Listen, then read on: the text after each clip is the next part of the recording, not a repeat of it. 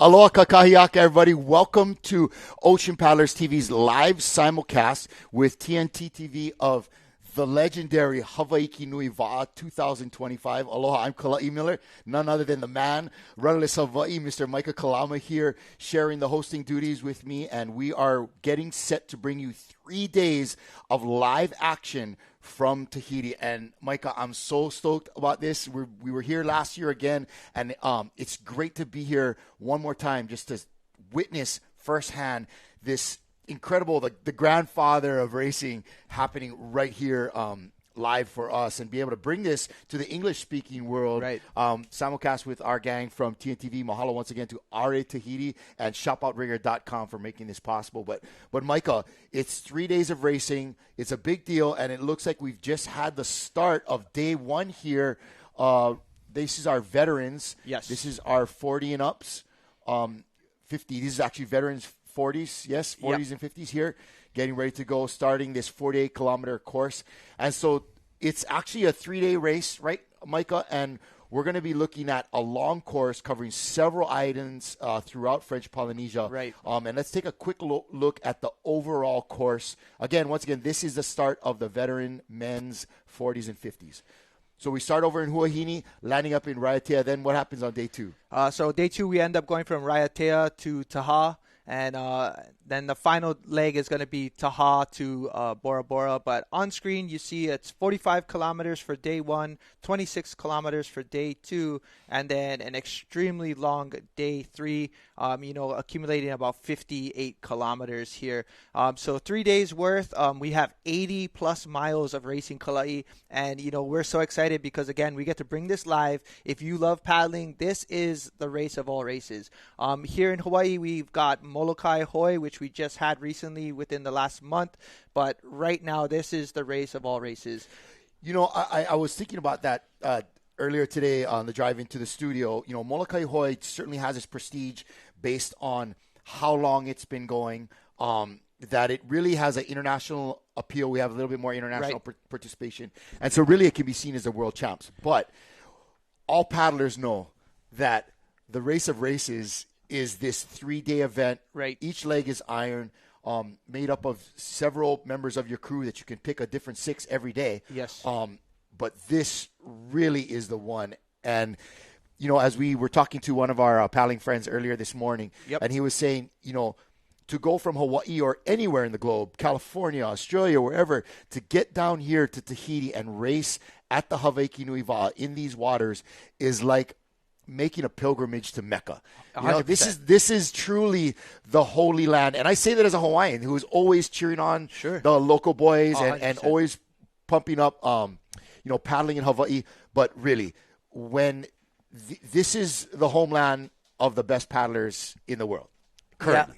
Currently. And this is, if you really want to test your will, your strength of paddling, it's, again, 3 days of iron racing.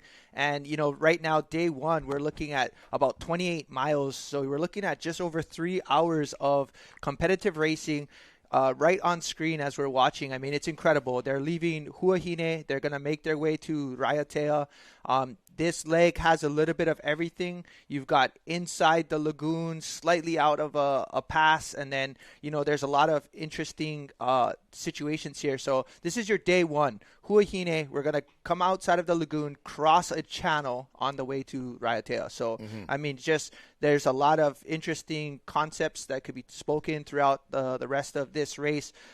What's interesting is internationally, a lot of Hawaii paddlers went down this year, and it's exciting. We'll talk about a little bit of our paddlers that made their way and their journey. But man, this is probably one of the biggest field of Hawaii paddlers going to Tahiti this year. And for me personally, that's a big reflection on the evolution of paddling in Hawaii, right? It was always, everybody come to us, right? And but now in the last couple of, or maybe up to 3 decades, where the Tahitians have really begun to dominate this field. Now we go there and learn and improve and race with the best. And what's cool is that there's not just Hawaii crews down there. No. There's Hawaiians racing in Tahitian crews. There's Tahitians racing in Hawaii. Hawaiian crews. Yeah, which I think is so neat. And on your left of the screen, that's our senior men, what we would call open men here in Hawaii. They're getting ready to start their race. They're about 10 minutes after the start of this veterans 40s and 50s that you're seeing on the right-hand side of your screen. But pretty exciting to watch this go down. But again, it's this melding of Hawaii crews going down there to rub shoulders with the best. Yeah, so speaking of Hawaii crews, currently we do have a few 40-plus veterans racing currently right now.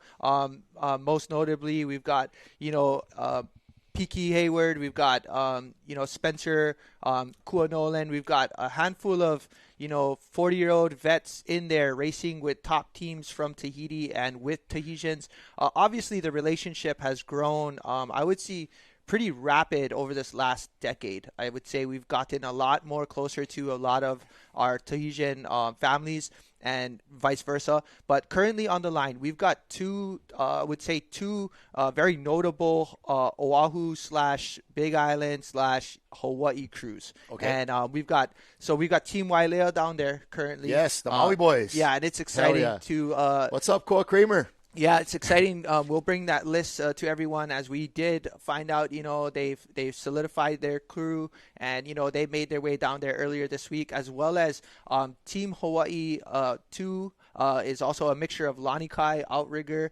and that's going to be exciting. So, really exciting to see two notable Hawaii crews down there competing on this level. And, we're looking forward to seeing a really exciting race for them.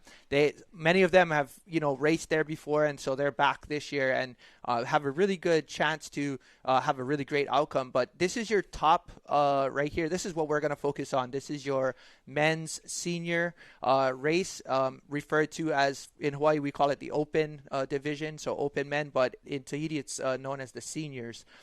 So you can see on their line there, they're getting ready to start. There's a ticker just beneath the start.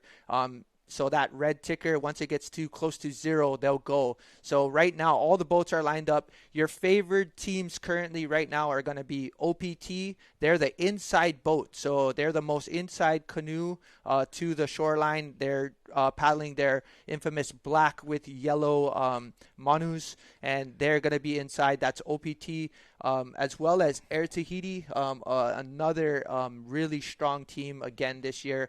And then, of course, Shell. So those were your top 3 that everyone was looking at over this last span of maybe 3 to 5 years.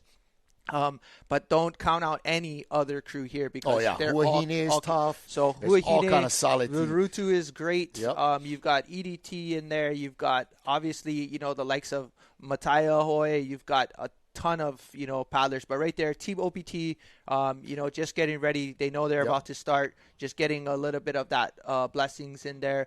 But, man, just...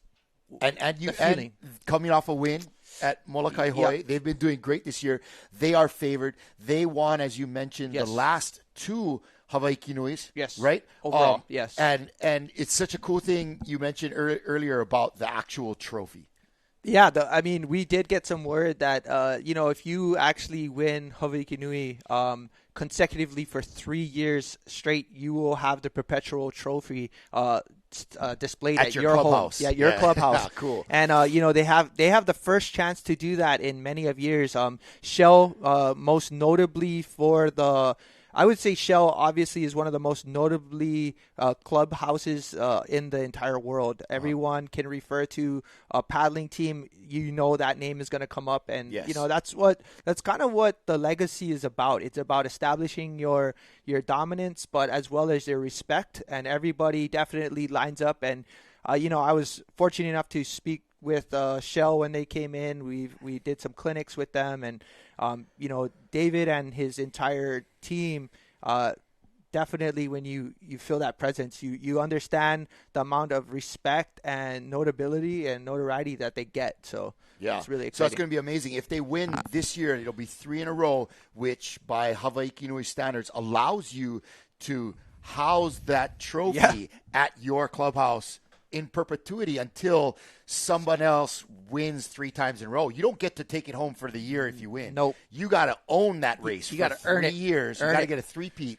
to be able to house that amazing trophy at y'all. So there is a lot there on the line. It really adds an extra layer of pressure to these OPT men, but really they seem up to the task after the types of performances they've been laying down all season long, winning handily here in Hawaii. But one of the things I'm seeing is look at the texture on the water. It's flat. We're in the lagoon.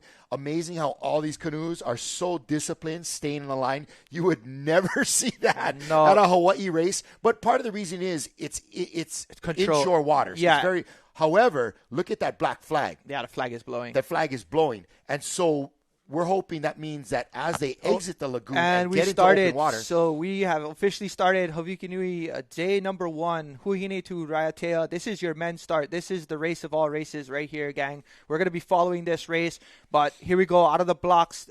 We always love to see this type of footage. Look at that. This is your number 1 team in the world currently, Team OPT, coming off of a Molokai Hoi win.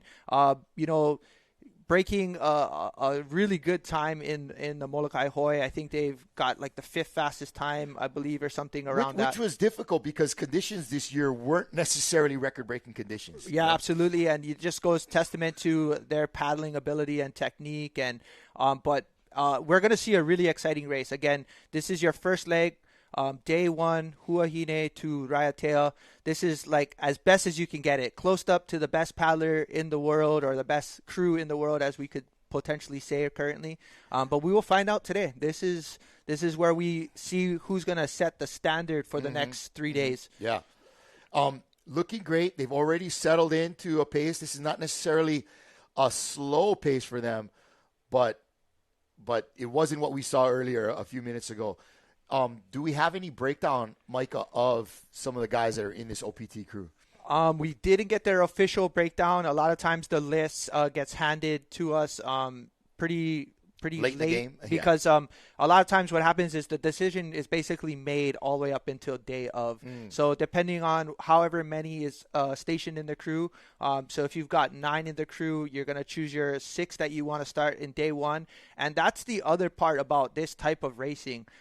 When we're talking about 80 plus miles of racing, 3 days of racing, some of these paddlers are going to do all 3 days. So they're going to be in there from day 1, 3.5 hours, day 2, 2.5 hours, and day 3, 4.5 hours. And these are your like top echelon paddlers, like globally. These are the guys that will come and win races on any island, any continent. Yeah, any day, any time, and race every day for the rest of their life type of thing. But, yeah, so just we'll get the breakdown, but it did look like Te Amana, Taputu, just the normal, I would say, names, Keith Vernadon in Team OPT. We'll get a list shortly to everyone, including your Team Hawaii crews. So Wailea boys down there racing, they definitely have to go in with some type of strategy. No stranger to the podium as well across, here in Hawaii and even in the world. They've been able to, set a lot of their dominance as well. So it's great to see that. Also, the mixture of Team Lanikai and I believe Outrigger. We didn't get their official crew list yet, but once we do, we'll be able to kind of give you guys a better understanding of what Hawaii paddlers are racing day 1. And, a lot of times people are probably wondering, why didn't Lanikai put together a whole crew? Why didn't Outrigger put together a whole crew?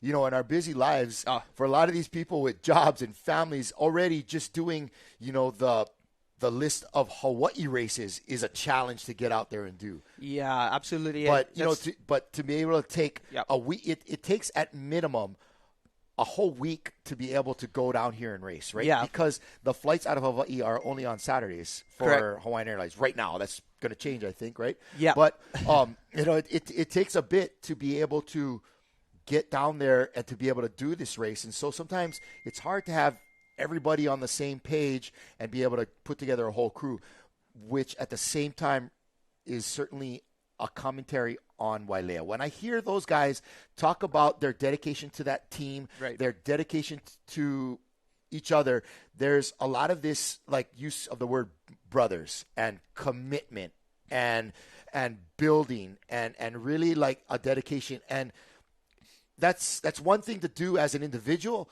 but when it's you have your wife and your family behind you, it takes a commitment of a lot of people, and so they're carrying a lot of folks on their shoulders when they're in the canoe today. Yeah, let's take a look at this, Kalai. This is leaving Huahine on the inside, but look at that battle. I mean, everybody wants to set Lord. Kind of a dominance. The thing about being in a race like this is this is as competitive as it's ever going to get. Hey, there's our guy. So being in that situation, we want to make sure that we are kind of paying attention to this. But currently right here, Rurutu Hoi Va'a. So I believe this is going to be crew 796. So crew 796 currently on screen is Rurutu. I do know that we do have some Hawaii paddlers on that crew. I believe seats 2 and 4 from my understanding.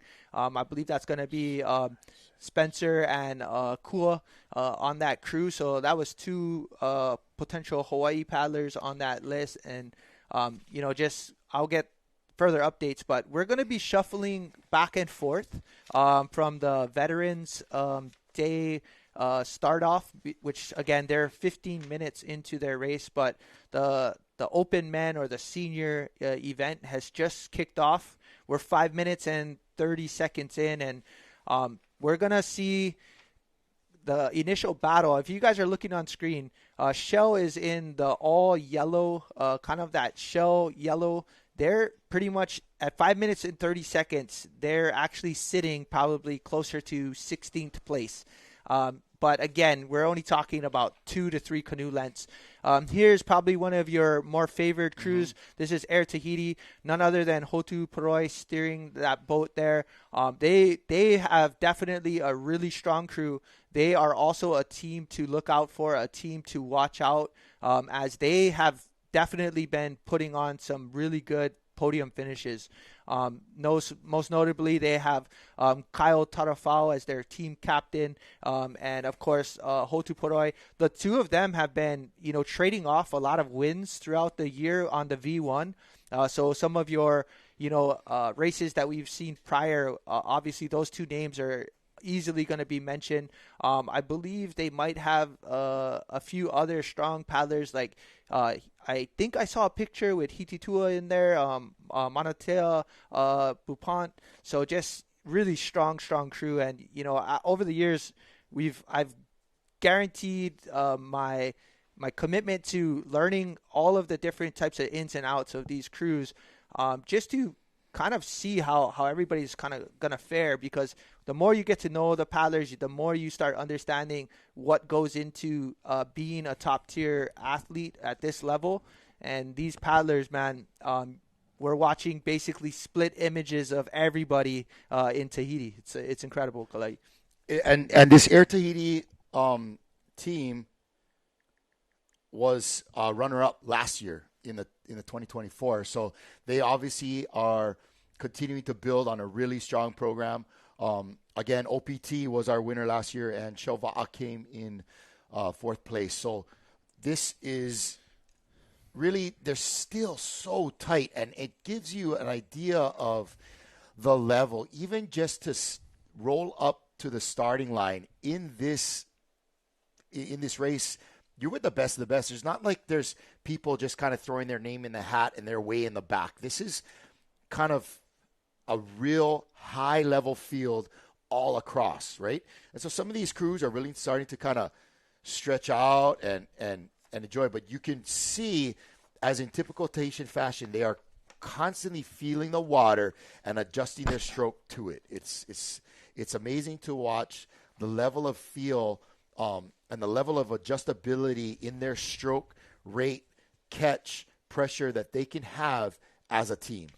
Again, there's our guys from OPT, our defending champions, Molokai Hoi champions, and they're not walking away necessarily. And that's the other thing, that watching this Tahitian racing, you could tell they've been doing this since they were little kids. And the fact that there's never seems to be too much excitement or getting stressed about where they are at any given point in the race. No, I think just like anything, there's a lot of strategy put into day one, and a lot of it is just keeping the field close because, again, three days of paddling takes its toll on every single paddler there. Because it's not just the guys that are in the boat paddling, it's also the ones that have to follow the race. So a lot of them are on catamarans or they're on a smaller boat, and they're following the race. Speaking of, if you look out in the distance there, you see all those boats out there. There's like this flotilla that follows this race from island to island. It is amazing. And the atmosphere of all these boats surrounding this race is incredible. Now,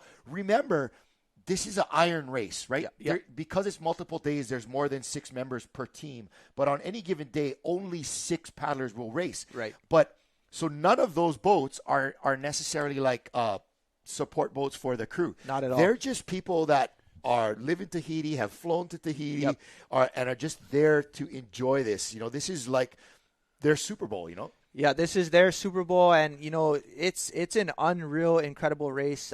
Been down there a few times at this exact race just to be a part of it, kind of learn a little bit more. Go down there and paddle with some of the best paddlers in the world. But just seeing this kind of gives you a sense of what it's like. If you get a pan out view, obviously big shout out to TNT TV for giving us this opportunity to do the simulcast, to bring you this live coverage in English, but also to kind of give you a little bit of our inside understanding of each crew, because many of the paddlers out there who maybe are not familiar with the names of these paddlers, we're giving you all of those inside opportunities to see what their lifestyle is like. And like you said, Kalai, there is going to be hundreds of boats following throughout this entire 3 days. Day 3 is incredible. You're coming into Matira, and it's just, I'm talking like, tens of thousands of people. The whole shoreline is just buzzing with folks there to spectate this race.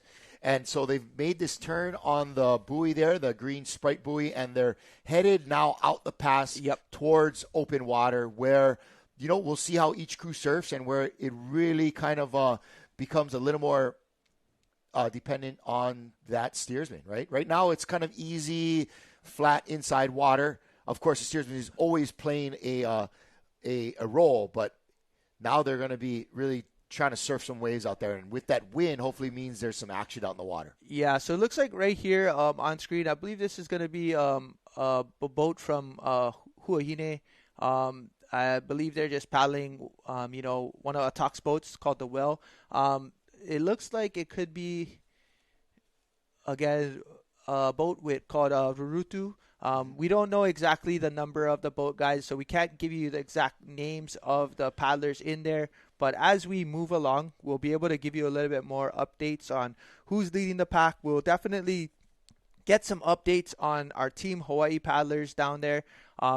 We've been getting you in this live in and out feed here with Team OPT. So this is a live coverage of a camera that's been, mounted onto the yakos there, so we can get a good insight to see where they are. At some point, it's going to be incredible, Kalai. We're going to have 360 cameras on every single one of these canoes, and we're going to be able to see who's in the front, who's to the left, who's in the back. It's incredible. One day we'll get there. One day. Each camera will have their own drone follow them the whole time. Yeah. I mean, each canoe have their own drone. It'll just be one of those. You stick that puck to it and the drone follows. All right. Okay, we're going to have a quick little video from the support boat that we're going to play in here. But again, this is day 1, Hawaiki Nui Va 2025, and our paddlers are heading out. Check out this video. Follow the bow, the front. Just follow them. This video is going to be a boat. Yeah, good. Good job. Good job. Yeah, so that boat right there, 210, is going to be Bank of Polynesia. It's going to be your men's veterans boarding crew. So just a little bit of who's what it looks like to be out there and competing in that. And, man, just incredible. So looks like on that we're going to have none other than Eddie Hayward, a part of that crew. So that's your crew 210. It looks like also we had Hobie Beck in there, as well as his brother Kavika Beck, and it's just kind of cool because that's a little bit of insight, and both no strangers to the paddling world. The Becks have been a really strong family coming out of the Kauai side, and just incredible. Hobie was one of those paddlers who's gone down to Te Aito and Super Tohoi and race V1, also an IVF champion, and really is a name that can definitely carry a lot of weight in Hawaii. Mm-hmm. Yep, the Beck family from North Shore Kauai. They're the ones that had brought out that Holopuni Va'a, which created actually a whole circuit of three-man sailing canoe racing down in Tahiti, which is super fun.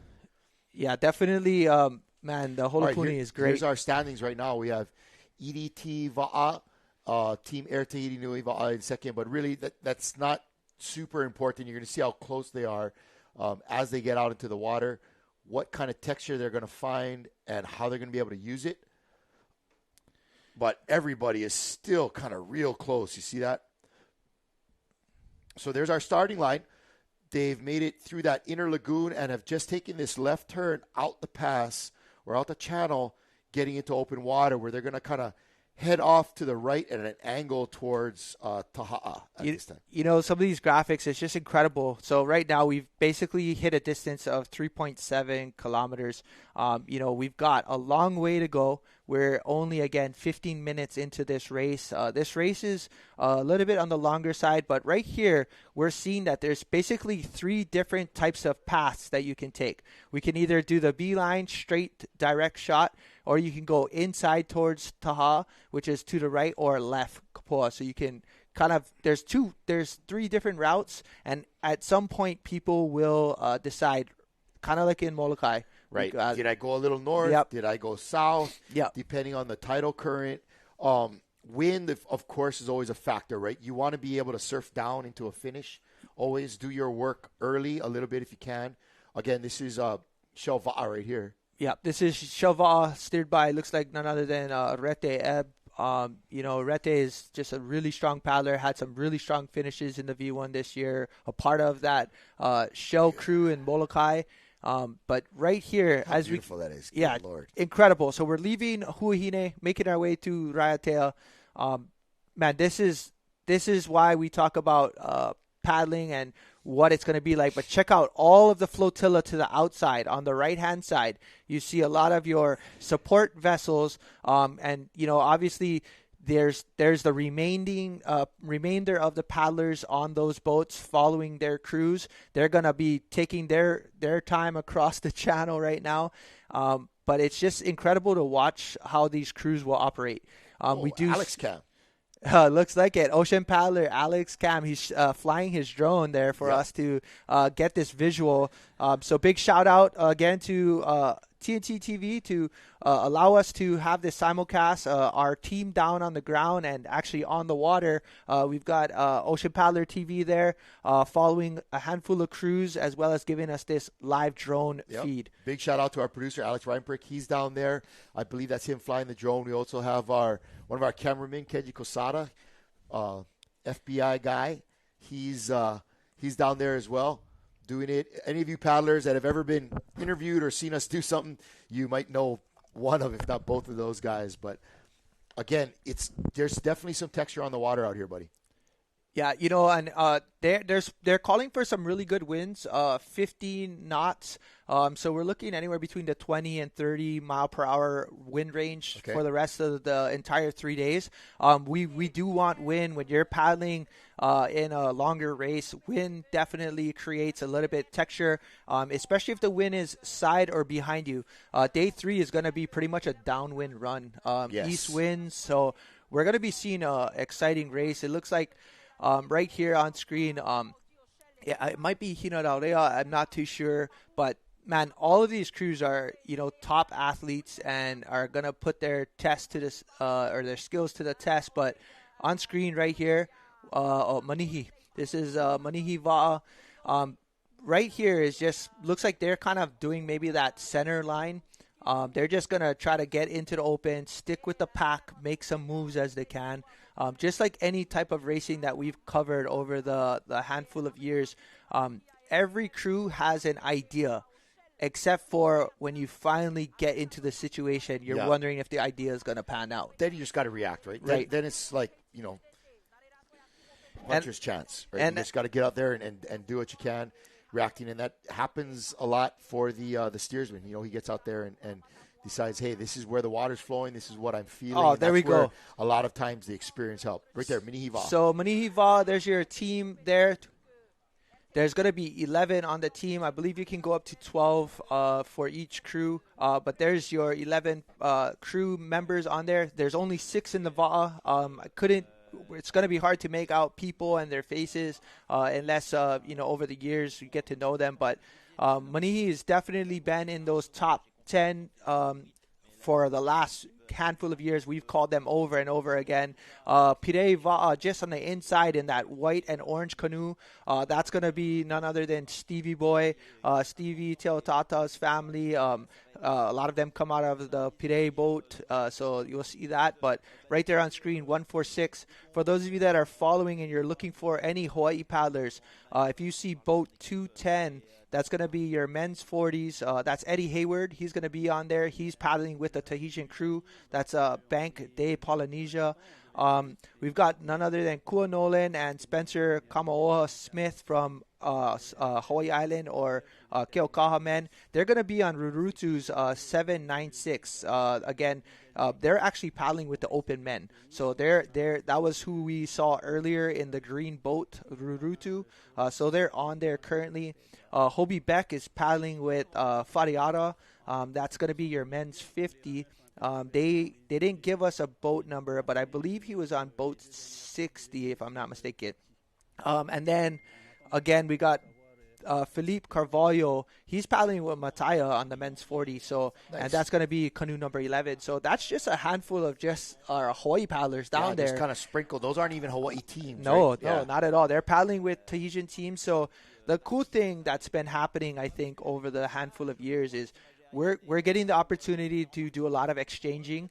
They've been coming to Hawaii to participate in some of our events, such as the Queen's Race or even Molokai, just trying to jump on with a Hawaii crew. So now the trade-off is, hey, man, can you add one more to your crew? Let me jump on. Let me get one leg or whatever out there. And in fact, that's a Hammers and Legends sticker on that OPT. Yeah. So they actually had Hammer and Legend kind of gear cool. that they've retrieved when they were actually here in Hawaii for a Molokai Hoi. So they got some support from the Margin shirt branding. Yes. So just really exciting jerseys that's been coming out. But here we are. We're in the open. We're making our way through this next there's definitely 28. an open ocean swell coming from the Ama side. But it seems like the wind is it's kind of like kind of hard to tell, but there's definite texture that you're going to see. So a lot of what we're going to be viewing over the next 30, 40 minutes is going to be these open crews, the top open crews catching up with the 40s and 50s crews. Right. So you're going to see, oh, wow, they look like they're behind other guy. It's kind of deceiving. They aren't necessarily in the same race. They're on the same course, right, but not necessarily in the same race. And so we're going to more or less be able to tell by what the crew is we're looking at, whether that's an open crew and where they should be, even if there looks like there's another crew in front of them. But it looked right now at the moment, like in the open at least, Shova looks like they were in the lead. Yeah, I think hard to tell, totally hard to tell. But we saw that yellow canoe up in the front right now. But again, a lot of mileage left to cover today. So don't get too excited about who's in the lead at any given moment. It's going to be who's in that pack within striking range as they approach the island of Taha and the finish line for day one. Yeah, it's kind of one of those things where we're starting to learn a little bit more about kind of what the pace is going to be looking like, whether it's going to be a high pressing pace for the pack or if they're just going to kind of go with the flow, try to maintain position throughout the next 3 days. Because, again, this is an accumulative time race. So they'll take all 3 times throughout the 3 days, and that's how you'll get ranked for the entirety of this Hawaiki Nui 2025. But it's always prestigious to win all 3 legs, let alone just one of these races. Gosh, I wonder when the last time something like that happened in the Open Man, where somebody won all 3 legs. I'm sure. Yeah, I've seen. I believe maybe about 4 years ago, we've watched Shell win all 3. But a lot of times there was just that outside shot for another crew. We started seeing Air Tahiti put together some really extremely good races, as well as of course Huahine with CJ and his team. But then of course we've got OPT that's definitely been doing that and breaking those time frames there. Let's take a look at that. So I believe that's going to be so that's looks like Rurutu there. Ooh, they're on one. Look at that. These guys are doing great. Look at that surfing. This is a senior men's Rurutu Hoi. No. This is going to be open. Yep. So this is your open men. So this is actually going to be Eric Dean there helping steer. So this is Rurutu Hoi having a really good race right now. Wow, they're so running we got real nice. Right here is where we got Keokua Nolan in there, as well as it looks like Spencer is going to be in there as well. So K. Smith and Keokua, those are 2 Hawaii paddlers paddling Rurutu's open men. Yep. From my understanding is they're going to be in seats 2 and 4, so that definitely looks like them. But man, that's 2 Hawaii paddlers out there. Check that out. They switched Keokua's name. It's the N should be in the back. Yeah. The third name on the top. So what they do is they put it backwards. In Tahiti, they swap them. But they did. Yeah. but they got Spencer Smith correctly. Yeah. No, but that's 2 Hawaii boys in this boat, and they're racing Hawaiki Nui 2025. Eric Dean steered Keaukaha Oceania in Molokai I'm trying Hoi. to figure out who is where right now, or maybe they're not in. Are they in They're today? They're in day 1. Today? Yeah, you day said 1. 2 and 4. Yeah, 2 and 4. Is that Kua in 2? Kua's in seat 2, and then it's gonna be seat 4 is gonna be Spencer sitting in there. So nice, boys. 2 humble Hawaiians out there on a huaka'i, bro. Yeah, so getting an excursion. So just to give you guys some insight, Kua's been racing down in Hawaiki Nui for this is his 4th time racing. He's been in notable crews such as Red Bull 2017 Molokai Championships. So they won in 2017. Kua was a part of that winning crew. He also raced with EDT Va in 2017. They did really good all those years, coming racing up. Hawaiki Nui. Yeah, Hawaiki Nui. So he's got in there and he's raced and he's placed upwards into 11th place overall, which is, incredible. Yeah. But we've also got Spencer down there. He's in 2025, this past year, they got first in the junior men's state championship for regatta. They also got second overall in Liliuokalani canoe race. He also got third in the Henry. So he's been a part of some really good open crews here. Eric Dean is going to be your steersman for that Rurutu crew. And he's been kind of jumping in and out with Keaukaha and Oceania over the last, maybe from 2009 all the way up until now. So you got a long 15 years standing here in Hawaii. He's won Hawaiki Nui in 2009 and 2010. So Eric Dean is no stranger to this race, and to have that person steering you in this race means you've got a championship steersman in there that knows this course, that is willing to put in all the effort. But right here we got this is your class, this is your standings as of right now. Team Air Tahiti currently leading the group. EDT Va slightly behind. Poporoi Te Hoi Mamu, that's Mark Monate's group. They actually came down and raced Molokai Hoi top 5. Team Huahine in 4th with CJ, EDT Va'a, OPT, Rimatara Va'a, and Shell. And so the 2 teams that we're Team really Hoi, looking at Team Hoi is in top 10. Hey, Team Hoi, all right. And is that team Hawaii, is that going to be That's going to be Wailea guys? I believe that's going to be your Lani Lanikai Kai outrigger outrigger. mix. Okay, good. So in that Lanikai crew, we got none other than Jimmy Austin down there, Moe Howe down there as well. I believe Ryland jumped on that team from my understanding. So, there was kind of a mixture down there. So we'll get an update of Team Hawaii. But, hey, top 10. So, again, right there, I do believe our Hawaii crews have a really good opportunity to, break the top 10 and even further. It all comes down to, like, situations like this. We've made our way into the channel. Again, it's a 3-day race, a cumulative time. You just have to kind of put in the effort day one to solidify your standings. But, hey, welcome, Lucy Iwamoto. How's it? Just really excited to see everyone tuning in. If you have anybody racing from your location, let us know. We'd be happy to look into their standings and maybe catch them on film. I'm trying to check what crew this is here that we're watching. This looks like it might be like a French crew or there's... Yeah, this is not a loaded comment, but there looks like a more than usual amount of non-Tahitians on that crew. Let's just say that. A few more white guys. Like this might be like a French crew or some other. These guys are doing really well. Nice performance here. Looks 5'5", like 5'6", maybe. See. It almost looks like it's in Arabic, the way those letters are. But I believe this might be the Brazilian crew. Brazilians, all right. So this is going to be, I believe, 356. I believe it's it looks like Brasileiro de Tahiti. So Brazil via Tahiti.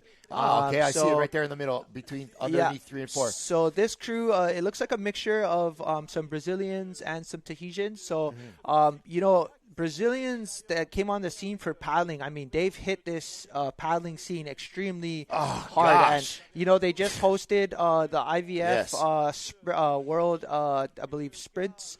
As World Distance. World Distance. Yes. In Brazil. And, I heard nothing but great things and great feedback about the experience that they had down in Brazil, but as well as being there and seeing the Brazilian family, really take to Va'a has just been incredible. Big shout out to all of those international paddlers competing again on this world stage here. Yeah, go Brazil. Right here, we've got Shell on screen. Shell is sitting currently in 8th overall. Again, we've got a lot of race to they look very relaxed. Had. Look at that. But there's definitely surf. Look at this. It's opening up in that channel. This is going to make it exciting. Yeah, things like this is why we, are a part of the but look at these racing. guys. They're not working too hard. They're using the ocean. They're saving it for what they know is going to be a long crossing. Here they go, pumping it up, trying to get over that one into the next. And as we have witnessed firsthand so many times just right here in Hawaii, how well these guys can surf. It's another crew I love here this. dropping in. Here we go. That's Pirai, I believe. Yeah, so, just incredible. This is why day one is really exciting. So this is going to be your team from Mairi de Pirai, Hoi there. So right there on your screen, that's going to be some of your paddlers here. 8, 10. I mean, they're having some really good opportunities to catch some surf. Everything is kind of from the back end.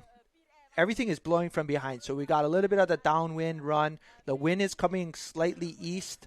So they're getting a really good opportunity. For sure. I'm looking at that. It looks like one of my cousins right there in seat 4. It looks like Abel. So Abel right there is Abel Teri Te Mautua or Tawa. He actually came and won Aloha Aito here. A handful of years. Would be excited to have him back. He's probably one of the reasons why I'm going to give a big shout out to Abel. Abel is the reason why I think my increased knowledge of V1 happened. He actually came out to Hawaii, stayed here, trained with a lot of crews, including Outrigger, went on there and they raced. I think they ended up they were in like 3rd place all the way up until Diamond Head. Then their boat hoolied. They were in the lead actually, and but Abel is probably one of one of the nicest, most solidest paddlers you could ever experience. So seat 4, big shout out to Abel. I'm happy to see him racing there for this home team. So just really exciting, but they're having a good run at it. Always good to have those guys come to Hawaii, share knowledge back and forth. Micah, I'm looking at these guys, and there's two things that really make paddlers turn up their level. It's when there's another canoe next to you, so you're racing, and the other is when there's an opportunity to surf. Oh, man, right? That's the best feeling. So you're getting both of those right here. It's not just flat water and you're battling it out, but you're also trying your hardest to get on the wave and scratch out any advantage you can over that canoe next to you. And so the combination of those two elements just is making for an exciting day of racing right now. And now that we're out into the channel on our way to Taha'a, man, it's mixing up.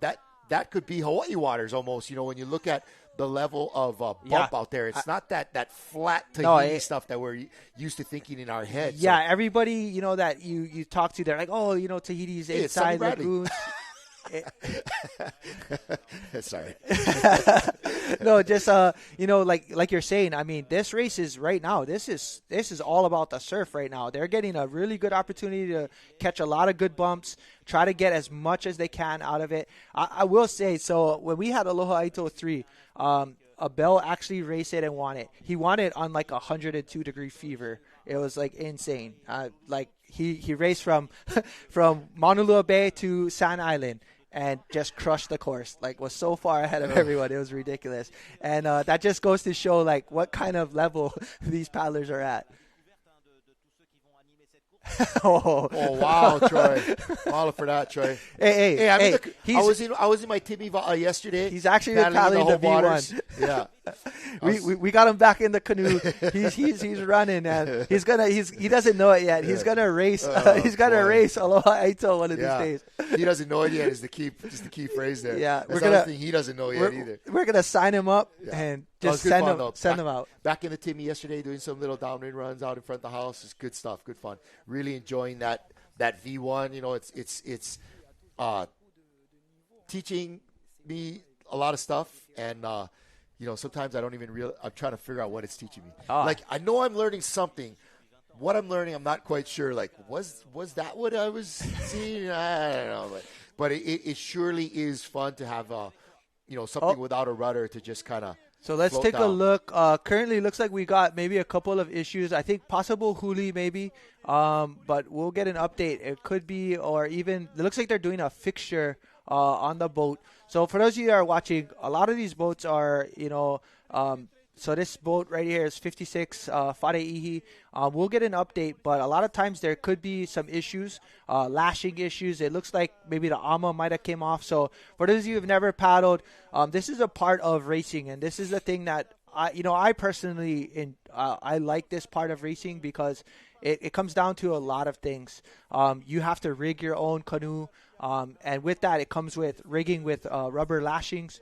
So you're using basically rubber inner tubes, or now they make a cut manufactured rubber, but you rig up your own canoes. And the reason why it's like that is they don't do clip-ins because you can make multiple adjustments to the conditions, and this is a part of racing. I've actually experienced this a couple of times myself, including on the V1, but this is all a part of learning and teaching lessons, and this is what makes paddling the real deal. This is the real deal. I've seen and been a part of so many things like taping a 1 liter water bottle to the top of the yako, on the back yako on the outside.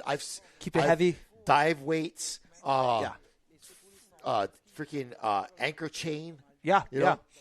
So we will get an update. It does look like they're right there just kind of rubber lashing the back ama. And these are the things that a part of racing that happens. And, you just get in, make the change, do the fix. Like my grandfather said, everything can be fixed with duct tape. Just let's go, and these are things there goes the duct tape. Duct tape and a little ingenuity, bro. Yeah. Yep.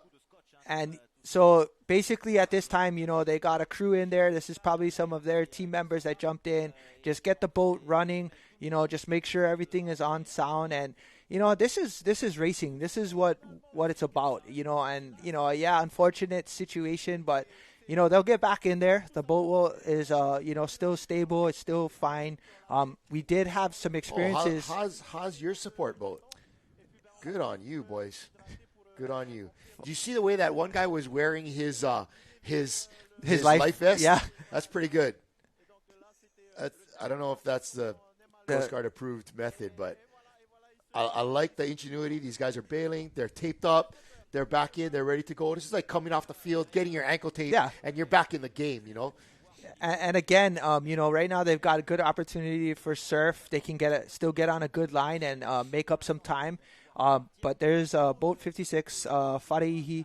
I'm not sure where they were before this happened, but right there on screen, we've got a little bit of what happens in Hawaiki Nui 2025. Hey, Micah, are they allowed to have a through-hull bailer in the canoe for this race? So there is no automatic bailers set up, or no foot pumps where it pushes out water. It's all self-bail.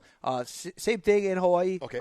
We definitely, it's a part of racing, and it's something that I think, yes, on the safety levels, we can appreciate the idea of having self-bailers in there. But I think in a situation like this, maybe like full capsize, of course, the safety should be first. Just bring it from outside of an escort boat or a safety boat and just help them bail. But the typical flip and huli, this is a part of the challenge. But a lot of time in these unlimited boats, with the cockpit for each paddler, sure, man, it makes it a lot harder to bail as opposed to self-bailing, a regular Hawaiian-style six-man canoe where you can zip down much farther, sure, be able to pull that canvas open and just be flying water out of the canoe. Yeah, so these skirts that are put onto these matahinas and some of the other boats like the Whale, they're single hull skirts, so each individual seat has its own skirt, and there is a zip to it with a double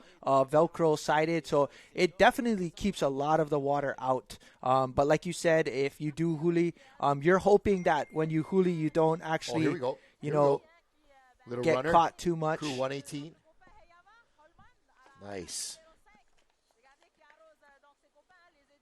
This is Bank de Tahiti Va. Right there's your team on the list right there. I'm not too sure where. Also, I was just about to say I'm not too sure how they fared, but there we go. In their 2022, 23, 24, they usually sit in around the 30th position. So they didn't participate in 23, but they did last year and the year before. So I think that was for the first leg. First leg. Yeah. So for those of you that are looking, etap, so entry one, so their first day, that's their position that they ended up. So they're going to see if they can improve on that 30th place position that they had last year for leg one. But, man, all these crews this is exciting. This is what you kind of hope you have in a race. You're hoping you got some texture. You're hoping you got a little bit of swell coming up from beneath you and kind of keeping you in the run. I love this. It brings in that next level element of paddling where you're not just putting paddle to the water, right? You're actually trying to work with your crew to surf, and you're always trying to surf even little stuff on the inside, anything, right? But man, when there are rollers like this in the ocean that you can get on and get going fast enough where you can just put your paddle down on the gunnels and ride that thing, man, it makes it exciting. It's a whole nother element to this. I think that's the key to a lot of these crews is having a really good feeling in the boat, but having a great steersman that can keep your line and keep you on the bump for longer periods of time is really crucial. Yes. So a race like this, a lot of your steersmen putting you in that right position to continuously put you straight on a good path is what we want. And, man, they're having a good little run right here. Check out these bumps. Oh, yeah, it's a fun one. Look at that. Let's go. This Beautiful. is what it's about, and I think again, day one, I think everybody was hoping for some situation like this where they'll have to be able to not just paddle on flat water the entire time. But that's the thing too. All of these crews are good enough to be able to surf well and strong enough to paddle across this without any surfing. So Yeah, so, currently, and that's currently on screen. So currently on screen, guys, we got Hobie Beck here steering Fare Are. So Hobie steering the 50s crew Fare Are. Man, that's pretty incredible. You get to go ahead and steer an all Tahitian crew there. That's old school. Yeah, so that's in Atak. That boat is the Well, most notably known, built by Atak, and just incredible boats here. Yeah, big shout out to Hobie Beck. But we're gonna have our places here for the senior men. That's our open division team. Tahiti Nui is leading. OPT's made up a little ground. The 5th place Shelva in 7th. Man. And look at Team Hawaii. They're in 9th. They've been kind of flirting with that Hawaii. 11, 12, 9, 10 in that area right there. And there's a lot of race. So Team Hawaii is actually currently right in front of this boat right here. So this is Pirai Va'a, but Team Hawaii is currently right in front of this Va'a here. But I believe that might be in seat 4. It looks like none other than the legend Stevie Boy, Steve Teotata. Big shout out to him and his crew. But I believe that might be him. So, man, these guys all come out of their hometown, represent where they're from, and they always are a force to be reckoned with. I mean, they have put themselves in the top 10 throughout Hawaiki Nui every single year that we've called it. So just really excited to see this. Pull back, look at that line, right? Look at the angle of the wind and swell versus the direction they're heading. It's kind of similar to like a Molokai Hawaii. Yeah, where it's they're way off north. That back quarter, right? Yeah. I don't know exactly where the finish line is, but they look, like you said, they look north of the entire fleet. Yeah, the rest of the pack. And so what that's going to do is as they come into Taha'a, same swell direction, they'll be able to nose down into it a little better and perhaps surf that second half of this race a little better. Yeah, so just giving you guys like that inside look, we've got a nice drone shot there of our team slightly to the right, which is Pirai. On our left, I don't know who we got here, but looks like they're definitely taking on some water, a lot of bailing. Probably trying to just make sure everything is, safe, intact. We got, a little bit of the Tahitian Shaka Cam going on right there. Hey, hello, Shaka Cams. Maybe we'll get an update. So it looks like 370. Looks like, can't really make out the name, guys, but there we go. Remap Kabiri. I'm not too sure what crew this is. But it does look like your Masters crew, potentially. It says senior home right there.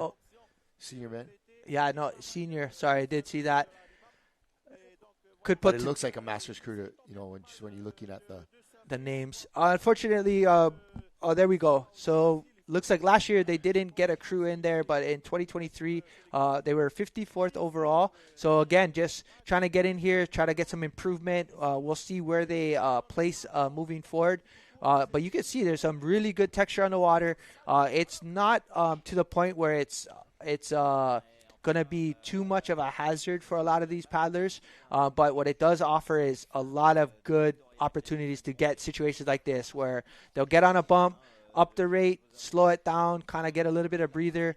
Again, we're 47 minutes into this race. We still got a good 2 hours to race. And so that's a lot of time to make up some ground, to kind of figure out which direction you still want to go. But at some point, it looks like maybe a little bit soft on the AMA right now because it does seem like a couple of them are kind of leaning left. A little bit leaning left. And so it could be just, in the situation that they're in, kind of you back off a little bit. You're not giving as much effort as you might want to.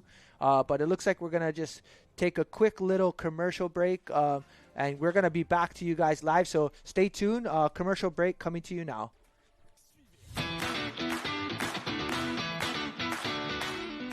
This special simulcast in English of the 2025 Hawaiki Nui Va from Tahiti is made possible by TNTV, Tahiti Nui Television, Are Tahiti, ShopOutrigger.com, Ocean Paddler TV, and these great supporters. When you're on the water, you want to be safe. But the Voga Va'a flotation vest is also designed with a snug fit and comfort, so it won't interfere with your performance. This lightweight vest is made of flexible neoprene, giving you full mobility with every stroke. Paddlers love a vest that feels good and won't slow you down. Be smart, be safe, be comfortable with Boga at shopoutrigger.com. Allow us to help you grow your brand and expand your business by reaching Hawaii's giant outdoor sports and ocean enthusiast demographic. Zone Media Advertising specializes in television commercial production and campaigns, social media content production and distribution, drone and video production, cutting-edge live productions, and more. With over 25 years leading Hawaii's action sports market, give us a call to find out how we can help you grow your business. For me, it's a Ferrari, this canoe. The V1 teaches you a lot. It can be a boat for beginner because when you're beginner, you don't expect nothing from a boat. You will learn with the boat. So the Marara is a boat for everyone. It's a boat who can increase the glide like very high. You can, in 2 or 3 strokes, you can improve like 1 or 2 kilometers. So that's why I love the Marara.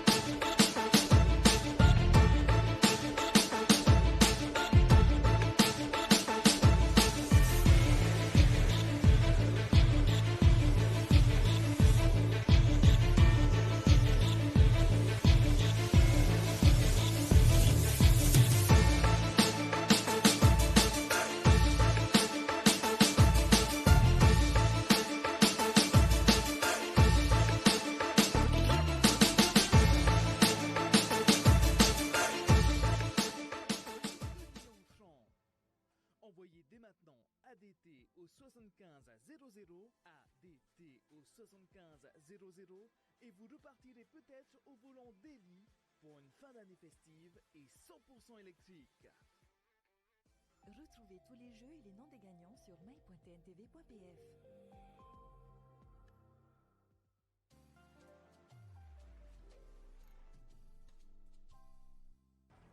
Pendant le rush de Hawaiki Nui Va, passe en mode cool avec Sprite, partenaire officiel de la 32e édition. Ce programme vous est présenté par la Direction polynésienne des affaires maritimes. En mer, soyons vigilants, réduisons notre vitesse pour protéger ceux qui nous entourent. Vivez la passion du sport avec Vini. Vini, partout pour vous. Retrouvez votre programme avec la Société de navigation polynésienne armateur des navires Nukuhau, Hawaii et Hawaiki Nui. The favored cruise in the 1, 2, 3 positions. Air Tahiti is doing great. Yeah, Air Tahiti for sure. OPT and Shell, you know, they're kind of a little 5, bit, 6, yeah, 7 a little in bit there. towards the middle of the pack. But again, we're only less than an hour into the race. We've still got about 2 more hours to cover for the rest of the duration in the channel. But we did want to give a big shout out to our junior paddlers down there. So we've got 2 Ke'ayakohoi paddling crews down there representing from the east side of Oahu. So big shout out to Ke'ayakohoi men, the juniors. They actually are starting right now, as well as the women. So everyone is asking us, you know, are we going to get coverage? We've actually have a team, obviously, down in Tahiti. A lot of our main focus is on the main race, which is the senior event. That's the open men division. We do follow part of the 40s and 50s veterans group. But for us, we are trying our best to give you as much coverage as we can for all of the crews. But This may be the start of the juniors, what you're seeing on screen. I'm not sure, but this may be, those look like some younger guys, and they're still in the inside water. No, it does look like This is not a repeat of earlier, is it? So, guys, it looks like this could be actually the repeat of the start. You think so? It looks like OPT and Air Tahiti. So, unfortunately, just to give you guys an insight, we're getting the feedback from Tahiti. We're bringing you the coverage as much as we can live here. We do have a ground/water crew currently in Tahiti giving us some feedback. So, Alex and Kenji. But as far as the women course, the women start the same time as the junior men's group. They're actually starting north. They're going to be on a different island, and they have a shorter course. So they're going to be, heading towards the same Raiatea because they're only going to do 2 days of racing. So they have day 1 and day 2, but they don't have a day 3. So they're just racing a shorter version of today and then a short version of tomorrow. So just big shout out. There is a Team Hawaii women's crew down there. There's actually 2. There's a mixture of Bradley women's crew, and then there's also a mixture of Kilohana and Heilani. Yes. So just really exciting. We'll give you guys some updates as we get going. But here's your class division here, your top. Let's go. So and just like that, we're seeing top 10. Hawaii. We're seeing a little trend here, guys. Hawaii has moved from 10th to 9th to 7th. Yep. So really excited to see that list right there. They're just sneaked right behind Shell Va'a. And honestly, it's hard. It's hard for race organizers. They're giving us their best guess about where everybody is. Right. Because the canoes are so spread out and angles aren't perfect when you're out there. But just even to see Team Hawaii in the mix, it's also interesting to see that they are now putting Team OPT in second place. Yeah, so here we have Air Tahiti Nui. This is boat 243. So not to be confused with Air Tahiti, correct? So just a breakdown, guys. They finished in the top 20 last year. The most definitely we could see that happening again this year. They have a really strong crew. They've got a lot of talented paddlers on there. The Adger family, as well as Hawata's in there as well. So just really, and the Salmon family. I mean, every one of these crews have top tier family members and paddlers that have, brought them along. And, we're, again, day 1 and just really excited to see some of this action. For those of you that haven't paddled an unlimited canoe from Tahiti, these are most notably Matahinas, or the Well is the most used va'as down there. And you know what? These boats come in at roughly about 280 pounds. That's the fighting weight is about 285 for all of these boats. They do have to go in and get scaled. They do have to go through a speculation, some kind of specs as well. So they do get checked before they race. So before this race, there's a lot of preparation that goes into racing these canoes. So Micah, there's actually some okay, on the right, you're going to see that's the Wahine race happening in Raiatea. So just an update, guys. So they started racing in Raiatea is where they started, and they're finishing in Raiatea. But Ihilani Va'a, definitely the team to watch, as they put on some really good races lately. They also have won the Molokai Hoi. But Team Hawaii actually came away with the win last year, which was, again, the mixture of top 2, right? Yep, top 2 was both Hawaii teams. So, again, we're looking to give you guys updates, but the women race has begun. But here is your race start. So, really cool to see that they've definitely put a boat out there to kind of catch this. So, yeah, I like that. We'll Giving them a little more coverage this year. Yeah, we'll definitely be seeing a lot more women racing in Hawaii. Women racing is definitely can be compared to men's right racing. Up there. And that's something we love. We definitely love to see the elevation of paddling. For both sexes. But in Tahiti, it's not quite so much. Yeah, so, Team Rillo. Yes, Team Rillo. The system sending us some aloha from Alaska there.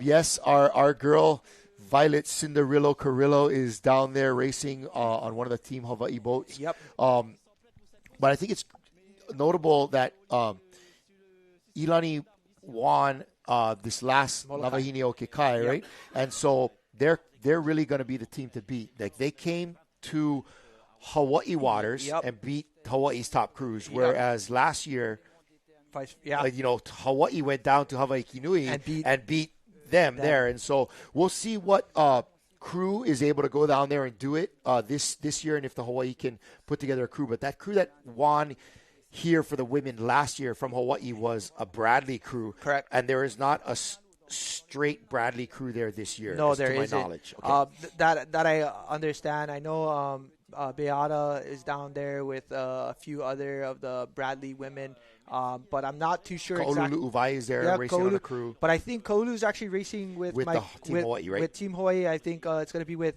both my cousin Celeste Paina and Dondi. This right here is our drone from our producer, Alex, and this is Team Wailea right here. Oh, let's go. Yeah, looking good, boys. Nice big stroke. You can see them using the water out there, and they are having a great race out here. I'm actually wanting to know if they went under Team Hawaii, and it's both two Hawaii teams, so we're not sure if it's going to be this team specifically, the Wailea crew, or maybe the mixture of the Lanikai crew. So we'll get an update, guys. If we got a little closer, we might be able to tell by who that steersman is. But just looking at the bodies and how they're paddling, this looks like a Wailea crew. Yeah, this definitely looks like Team Wailea. I think that's Koa Kramer in the back. Some of the Duduas in there. Looks like either... Is that the kind in seat 2? That guy looks kind of big. Might be Kainoa, but I don't know if he went with them. He did. So we do have Wailea's main crew is down there, and the only other exception of that crew is going to be Tehotu Dubois, who has been listed on the crew. Not sure if he's going to be racing in any of the legs, but they did add him onto the crew. But this is, again, an all Hawaii crew right here. So that'd be exciting to see if this is the crew that's actually in 7th place. Were you saying Kainoa was with them? Yes, I did. I saw a picture of them on the catamaran, and he took up the whole thing. Because he's such a large human. He's one of those guys with that big back and shoulders. Amazing. And it's always interesting to me. Everybody's thinking, oh yeah, that guy sits in 4. Actually, he sits in 2. Yeah. Because he has a great stroke. He can keep it going the whole time. Yep. And in a race like this where you want a little weight up front to be able to surf, if you want weight up front, you put Kainoa there. Yeah. And then you put Koa in the back. Right? And so the guys are doing great. Congratulations to this crew for putting it together, getting over there, racing, and it seems like they're putting together a good race right now. Yeah, and then Wailea, first Hawaii crew to cross Molokai, and, that's definitely something to note because they went in there and they battled.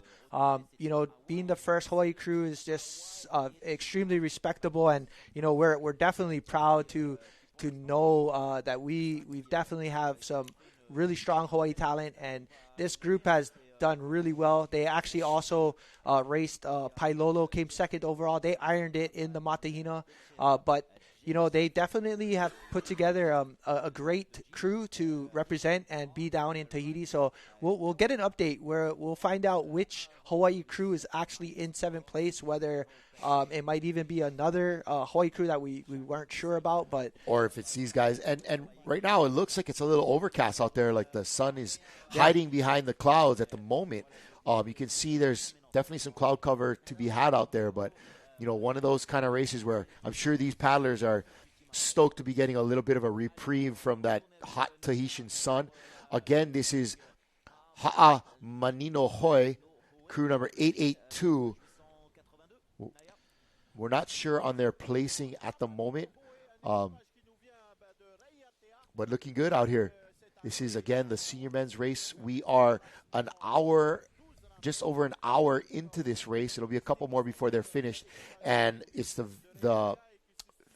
men's 40s and 50s, the veterans that they call them here. They're about an hour and 12 minutes into this 48-kilometer course. And looking good, catching some bumps. Yeah, and for those of you that have tuned in and joined, if you guys have any comments, want to share, if you guys know any of the teams down there, or if you have anything you want to share, we're tuned in. We'll be simulcast live. We're going to be on Ocean Paddler TV's YouTube channel as well as Facebook. Ade Tahiti, our sponsor, helping make this coverage for you, and live is also a streaming on their platform on Facebook. But yeah, this crew right on screen, looking pretty strong, having good opportunities to get surf. And man, this is really why a lot of these crews enjoy day one. Yeah. So as far as the strategy, Kalai, we've covered this a couple of years now. But last year, a lot of everyone's strategy was to... It looks like Hawaii again right there. Yeah, it does look like they're kind of jumping back and forth on this drone footage in this position placement right now. So, man, that's going to be awesome. Yeah, Chase Vonderheim is down there, and Chase is an incredible paddler, big supporter in V1 community. He does canoe repairs, and he's been traveling and participating and a part of the Wailea crew. Him, Tristan, Kekoa, definitely like a trio that has been putting on really good performances in every type of water vessel that's out there. So big shout out to our Hawaii paddlers. We're definitely rooting for them, and just a lot of support. Yeah, a lot of support, and great to see them out there performing on the big stage. Oh man, we're getting to see like some of the best performances right now with all of these paddlers. And for those of you who have never been to Tahiti, you do have the opportunity to go. There's a lot of opportunities to participate and be a part of this type of paddling adventures. And what it takes is getting to know some people within the paddling community and taking the opportunity to learn. But man, this is great. One of the best opportunities will be coming up in the spring, right, with the Talifit? That is correct. But currently right on screen, we got Rimata Va'a here, and their placement last year was 24th. Previous participation was 2022. They got 15th. So we're going to see if maybe they bounce back. Looked like they went, 15th to 24. And again, there's a lot of things that happen in the course of 1 year. Sometimes you're set with one crew. You might lose a few members throughout the years, whether it's work, family, or maybe switching of a team, which happens. But a lot of times it's the reason why they're doing this is the race to do it. This is the race to prove a little bit of yourself and just the challenge. It's just like doing any other race. It's the opportunity to be a part of something huge. Again, this is a 12-man crew. This is all iron, so you're going to have 6 in each crew. So right now you could race all 6 today and swap out the entire 6 on day 2. So going back to the strategy, day 1 is really about situational, putting yourself in a position to compete for the next 2 days after, and kind of determine whether or not you can press the pace for day 2 or hold back a little bit and reserve. And it is a game. You got to play the game a little bit. Well, and you got to have the depth too in your crew. Some of these guys, they go with 12. Some go at 9. There's other crews that go with 9, but those 9 are better than somebody else's 12. For sure. Right. Where, as you had mentioned earlier, they're on occasion paddlers that will race all 3 days. And we're not just talking about steersmen. We're talking about actual paddlers paddling for 3 days in a row, which is, in my mind, monumental as far as a physical undertaking, right? All right, we got a little bit of... we love this. So top right screen, we got a little bit of a tracker. Unfortunately, we do not have the link to the tracker, but it looks like every boat has a little bit of that tracking. And, guys, we're going to just go and tell you right now. It looks like we're seeing two different opportunities to kind of see placements. It looks like Team Air Tahiti Va'a looks like they're slightly on the lead. They're catching up to the red line. So all the yellow, it looks like that's going to be all your senior teams. The red is going to be, I believe, a mixture of your 40s and 50s. But as we're looking at this screen, guys, Shell is the furthest north, so they're on the higher line on their way to Raiatea. Team Air Tahiti, Team OPT, EDT Va, Team Hawaii, looks like they're taking more of that straight shot. We got Huahine slightly back, but it looks like we see 2 Team Hawaiis. Yeah, there was one Team Hawaii that looked a little funny, but I don't know if you caught that. That last thing I pointed to, there was a Team Wailea. I did. So they are going as Wailea. I did. I seen Team Wailea. That's what I was wondering. I thought it was... And they're right in the mix as well. Yeah, it looks like they're in the top 20-ish. but that other team, Hawaii, if we can start distinguishing which is what, we'll definitely give everybody the update. But that's exciting to see. We'll try to get a number on them on our next opportunity. Yeah, it looks like we have two team Hawaiis currently on that tracking, and it looks like they're both within the top 20. And it looks like the one crew is probably closer to 6th place at this point, having a really, really solid race. And, that's just something exciting to kind of refer to, that if you guys are tuning in, there is a huge international field in Tahiti currently. And when we say international, we're from Hawaii, and we're the international paddler, and we're going down there to race. And seen the Brazilians earlier? Yeah. You can guarantee there are French there. Oh, for sure. I wonder if there was any teams from the mainland U.S. or even Australia participating this year. I tried to reach out to some teams out there.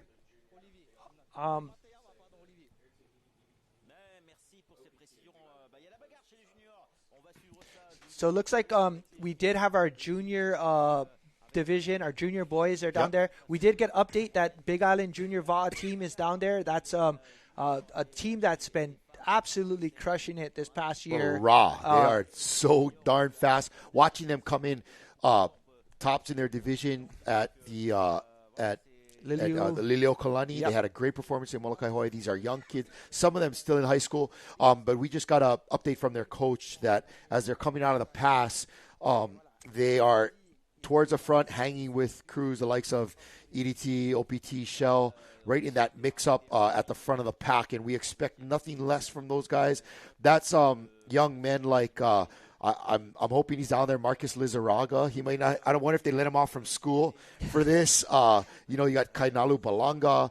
I'm sure they all. Spencer, I'm sure they all left. A lot of these kids down there just doing great, representing Hawaii well. And when you meet each one of them, they're just humble, hardworking paddlers. Good kids. And a lot of times it's this sport and the ocean that gives you that humility. Yeah, I think anybody that's been a part of an ocean sport, especially in paddling and being out in the ocean, definitely gives you a sense of being humble. And if you aren't, it definitely will add to it. Yes, at some point they will humble you for sure. And so again, great to hear that performance by our Big Island Junior VA. We also have two crews from Keaiakahoe in the mix there. We're going to try to find out where they're at. We were texting earlier with some of their crew and coaches to try to let them know that if they have any updates, send them our way. Again, it looks like Wailea is up there, maybe the top 15 or so. Yep. But there is that Team Hawaii. We're going to work on getting more specifics as to exactly the makeup of that crew.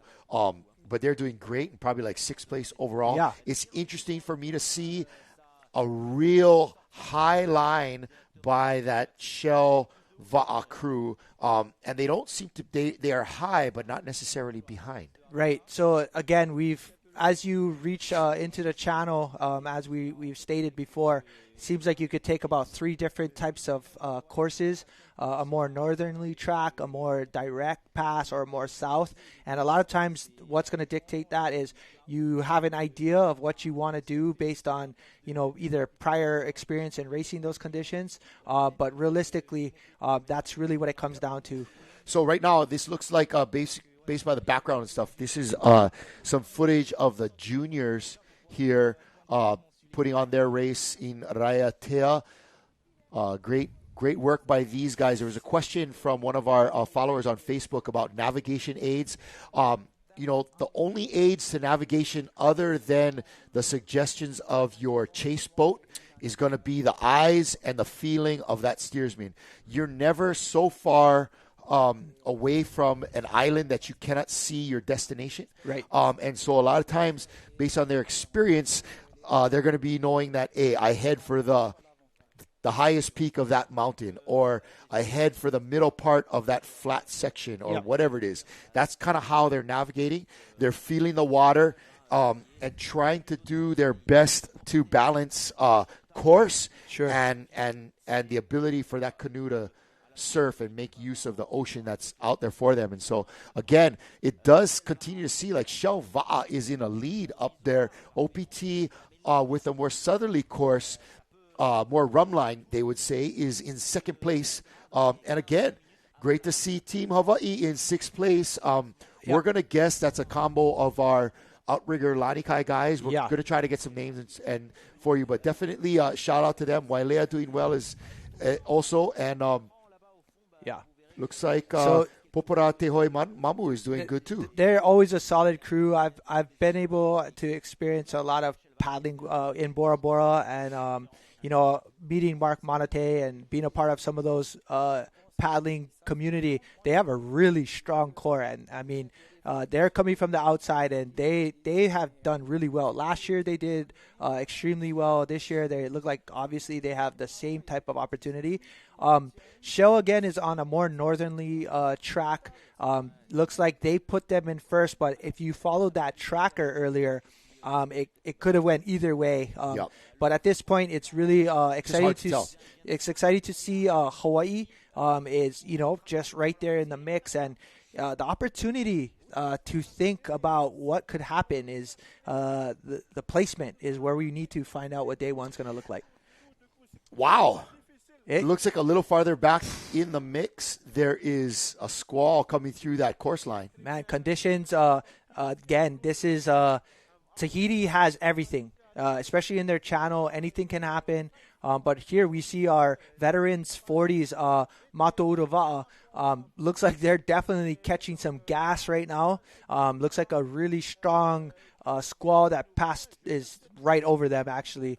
But, you're out there, you're experiencing life, and it's happening. Life is happening at all times around you. Again, back to what you're saying about Shelva'a, a lot on the line for them. Yeah. A lot on the line. If they can either win or at least keep OPT from winning, they get to hold on to that trophy. And so that's kind of a lot of pride happening right there. And you can see, again, we're zooming in on our feed. I guess these would be the trackers that are in the boats. Hey, guys, so we got an update on that Hawaii crew. So day one lineup right now, I mean, it's awesome to get this. Day one lineup, we've got Jack Seymour sitting in seat one, Riley Kwananakoa, both outrigger paddlers, Raven Pokini from Lanikai. So happy to see Raven down there. Rylan is going to be in there as well, a seat 4 and from outrigger. We got Avin Becerra from Keaukaha, Oceania. He's paddled with the likes of Huehine. He is also a part of that group that's then really, really strong in Keaukaha.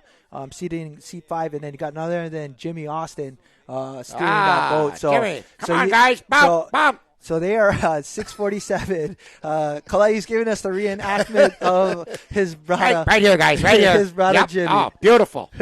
But you know what? I'm excited. I got to see Jimmy quite a bit down at Kailua, and they've been training really, really hard. But to have this mixture of all of these paddlers in this Team Hawaii crew. Yeah. And guess what? They're making it work. Coming from different clubs all over the place, right? You got a Lanikai guy, you got 3 outrigger guys, and congratulations to them for putting it together. And a big shout out. I mean, they've got 3 really solid coaches. They got Billy Pratt down there, as well as both Uncle John and Uncle Jim Fody that have also been a part of a 1990s tear when they went down to Hawaiki Nui. You got Billy Pratt, part of that Team Hawaii New Zealand. And stamped that. But Uncle Billy, any excuse for go Tahiti, bro? Any chance for go Tahiti. Right on. Yeah, so again, thanks for the update. That's the list that we received for the update for those of you that are following. But currently on your screen, we've got Shell and Kalai. Let's go back to what you were saying about that trophy. So there is a perpetual trophy for Hawaiki Nui, and you win it, you kind of get to put that into your clubhouse and just show the dominance. But man, check this out, Kalai, bro. They are flying. They definitely have a really good line. They got a dang good line. Bro, there were other crews that looked like they were languishing in their line. They are moving. Congratulations. This has a lot to do with their steersman. Bro, check this. So this has a lot. No matter what the coach is telling you, there's a certain point where that steersman is going to pick. And Rete Ebb is one of those steersmen that you know when you get in the boat, that guy is going to put together a great line, a great combination for you. But, man, Shell looking like like they definitely got something to prove. They've been training hard. They've been and so Rete Ebb again. Try to watch how much he's not steering, especially when they get on a little bump, and he's letting it go.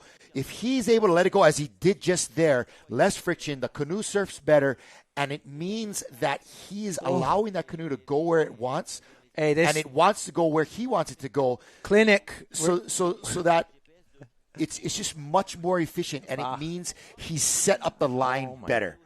And this is why they did that extra work of heading up north into the, away from the rum line, so that this second half of the race they could have a better line. So again, congratulations to Rete Ebb on just a great job steering here. He is poking quite a bit to hold it in, but once they start surfing, try to watch him just let the canoe go. Sometimes he lets the canoe do what it wants it to do. And if it's going where you want it to go, that means you've set it up correctly. If you guys are watching this live, I mean, it really goes to show that, having that consistency with all of these 6 in the boat. But you're right, Kalai. I mean, the Matahina is known really well to track in any type of good surf. The one thing that we love seeing is these paddlers all have a really strong understanding of the field. And in here on screen, we've got another great steersman. This is Hotu Poroi, Air Tahiti. This crew right here is extremely strong. They are your current, winners from one of the legs from last year. Yes. But OPT, obviously, the overall winners. But Air Tahiti has a really strong crew. We've got so Manutea is in there as well. Maihota, Hititua, Soterai, Kyle, just unreal paddlers, and all of these paddlers are top tier V1 paddlers, all have won multiple Aitos, but as you can see, overall, they've been in the top 3 for the last 3 years. Hopefully they're looking to crack that and make it a first place. They've come close, a couple of times, so this is a team that will always make sure that they give you a race, and you can't just win it just by pure chance. For sure, Micah. I'm enjoying your recap and the sharing all that knowledge. But as I'm listening to you, I'm just watching these guys and I'm mesmerized at how they are changing gears so effortlessly, right? And there's no talking, there's no pressing the clutch and having to shift. They just move, bro. Right here, boom. They're coming in, they're catching another one. And it's like that. And then they're resting, and you see during this rest period, they can relax, they can breathe up, they can get their hydration without having to sacrifice, breaking a line while they're paddling, right? So it makes them more efficient. Yeah, right? and like you said, Kalai, we've got to call a lot of the V1 races, Super Tohoi, for example, or Te Aito. Kyle and Hotu Poroi just honestly were destroying the course on the V1, and we were basically saying which one is going to win it. But look at them, both on the same crew. Kyle is their captain. Definitely, having that experience of the V1 is exactly what you're talking about, the amount of fuel they have. But so last year they got second place in leg 1, third place in leg 2, and they won third place overall. They ended up in second. But this is why for me, I found a really strong connection with these guys here. My first time in Tahiti was with a bunch of them, as well as having them in Hawaii where they participated and raced. So just seeing what they do live on screen is incredible. And so building on that, Micah, if Christian, I can ask you to put that last question from the YouTube back on.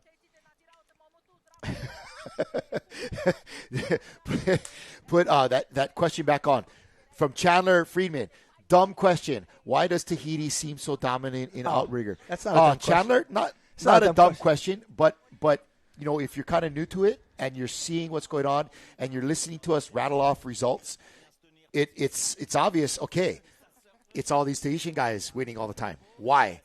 And it's simply because it's a more canoe paddling is a more dominant part of Tahitian culture in general. Right.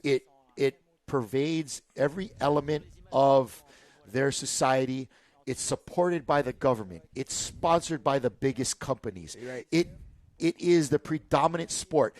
Kids down there, they're not trying to be get onto a college football team like they are here in America. Right. They're trying to get onto Shelva'a or OPT or whatever it is.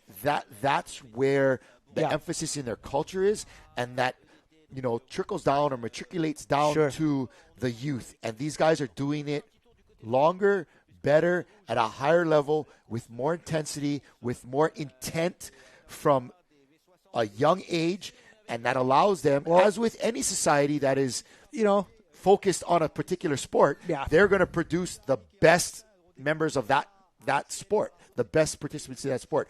America, football, basketball, baseball, whatever, right? Yeah. New Zealand, rugby. New Zealand, South Africa, rugby. Right. Europe, soccer. Right. So this is their sport. This is what they do, and they kill it at this. But real quick, right here, our wahine. Yeah, right here on screen, we see our wahine on screen. Again, that's going to be Ihilani Va'a. Not sure where their placement is, but if they're on screen, chances are they're leading this race. But to give you guys an update about the women's racing here, we got none other than seat 3, Vaimiti Maoni, also the president of the Association for Ihilani Va'a. They've got Natiahi Somer. They've got on this group, Vehai, just a really strong group. So it looks like there's only 8 racing for this team. But as far as the women, Team Hawaii Wahine, we had Anela Borges on that crew, Monica Escovel, Kristen Foster, Alana Gu Frazier, Beata Markin, Lori Nakamura, Lauren Spalding, Kahanu Amantiad, and Andrea Moeller. So basically the whole so they do have a Bradley crew down there. Okay. So thanks for the update, Pam. Mahalo, really mahalo. appreciate it. I know Pam is always tuning in. Big thank you, Pam Murphy, for giving us that update, and really appreciate that. So that's going to be your Team Hawaii Wahine crew down there. So that's a really strong women's crew. And really all of this that you've been hearing from Pam, from Billy Pratt sending us all this stuff, this broadcast takes a village, right? And we have members of our crew down in Tahiti. We have us guys over here in Oahu. But we also have all these friends that we've, these relationships that we've fostered over time that are willing to share with us because they know we're just trying to get all this out to our paddling community. And mahalo to everybody making that happen. Guys like Uncle Stan Dixon sending us updates. The Fody brothers with Uncle Billy Pratt and Pam, all of them. Mahalo, you guys. Yeah, this is, our goal is to always bring as much coverage and opportunity to share, how things are in the world. And right here on screen, 540 Fa'a. For those of you who don't know paddling, Fa'a is, again, is one of those staple names that if you don't know about Fa'a, then you don't know paddling, because, they have, the likes of, obviously, the Laughlins down there. And I did see right there, Milton, so just knowing anything about paddling, if you don't know, you better go find out. Was dominant right around late 90s around there. Was maybe that even earlier. Yeah, maybe earlier. And they would come here and handily win Molokai Hoi. Yeah.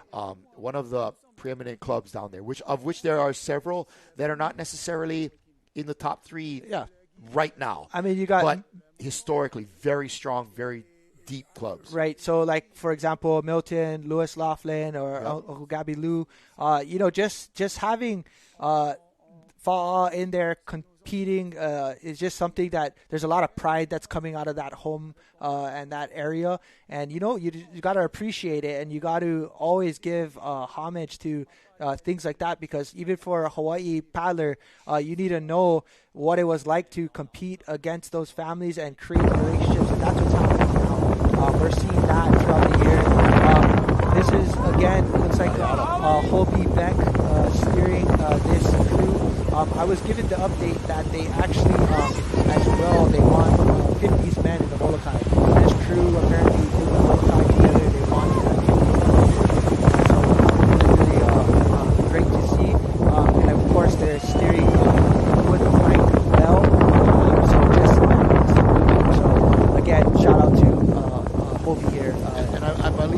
we were getting some info that they are the canoe furthest south on the course. So kind of opposed to where Fa, but Hobie Beck knows what he's doing. So we're going to let him run with that. And again, he's in the 50s men. So they are, they started 10 minutes prior. But right here on screen, we're back to Way north. Shell. Way north with Shell Va. So that was the farthest south in the 50s. And this is furthest north in the open men division. But a great drone shot, and you continue to just see Shell Va working this water out here. They got a lot on the line for this year's Hawaiki Nui. I'm sure their head coach and sponsor is making sure that they know the serious the gravity of this situation. But a great race being put on by them. And there we go, EDT Va'a. So we saw EDT Va'a. If you looked on the screen on the latest, they were sitting in around 4th place, just slightly behind Air Tahiti, and right behind them is the Team Hawaii. So I think at some point we'll probably catch a glimpse of these crews. And here they go, changing gears. Man, all of these crews look like split images of each other. Revi Thong Sing is in this boat. Obviously, we know Revi did really well in Te Aito and then as well as Super. But we've got, a lot of talent again in here. The Leon's family, Tihonis. They've been averaging about 15th place over the last 3 years. But again, there's a lot of pride that comes behind a team, especially EDT. EDT has, has won in 2009, 2010, in the 13s, 14, 15. They were, a very dominant team, but they also were a mixture of, some of the other dominant names such as, Manatea in there, Stevie Tata, a lot of talented names that were a part of the EDT those years, history. So, again, a lot of these names have been circulated in different various crews, but doesn't take away the likes of the pride within the club. And, that's important because every team carries, a type of history and understanding. For sure. And, it's a lot of that history and understanding. A lot of these guys have a home club, like, for instance, you talked about Manutea Owen from Huahine. He's got his Huahine team that he probably races with now. But when he was in the prime, he, went with a crew that was able to get him closer to the top finishes in the podium. And a lot of these guys do that. They'll gravitate towards whatever, try to make it out to a dominant crew at that time. Right. But at the same time, they will, if you cut them, they'll bleed the colors of their home crew. Oh, for sure. And, a part of that, too, is, the opportunity when it presents itself. It's definitely something to consider, and it really takes a lot to, go paddle somewhere else. And, you deal with a lot of that kind of situations. But just for you guys that tune in on screen, we've got EDT Va here, boat 32A, having a really good race. And just to know, there's actually more than one EDT crew on the water. So we could have EDT Va A or EDT Va B. It all depends. But currently, that was their positioning for this crew, 18th and 17th and 11th on the first leg. But, yeah, again, just really strong paddlers right here performing right now on screen, having a really good race. Right, changing gears right there, boom. A lot of good bumps here. Oh, man, loving this. For those of you that have never been to Tahiti, we did talk about it. There is an opportunity. There's, a little bit smaller races, but still have huge impacts, such as the Tali Fit event that happens in April. Brought to you by Bora Bora. It's going to be Rere and Jaram Law. So just, if you guys want to check it out, you're, maybe traveling from away. It's one of the biggest international events that's happening now yearly. So definitely if you want an introduction to, racing, that's a great way to do it. But if you were watching right there on screen, a lot of this is just reaction. If you saw seat 5, he just reacted. He was basically posting up on the right, tracking the boat and helping his steersman there in 6. Because a lot of times when you end up on a bump, you just react. That's what they're doing right now. They're just paddles up. They're on a bump. Let the steersman keep the boat straight and just ride. Just go for it. Get a little bit of breather, grab some water, and right back to it. Get a couple more strokes, change up the gears. These are the things that when we talk about why are they the best, they go through enough situations where they understand the feel of what it's like to connect with the ocean, with the va'a, and then everybody in the boat. From a spectator's perspective, I love these low waterline shots. Great. They feel like they're going really fast. You're right there in the water with these guys.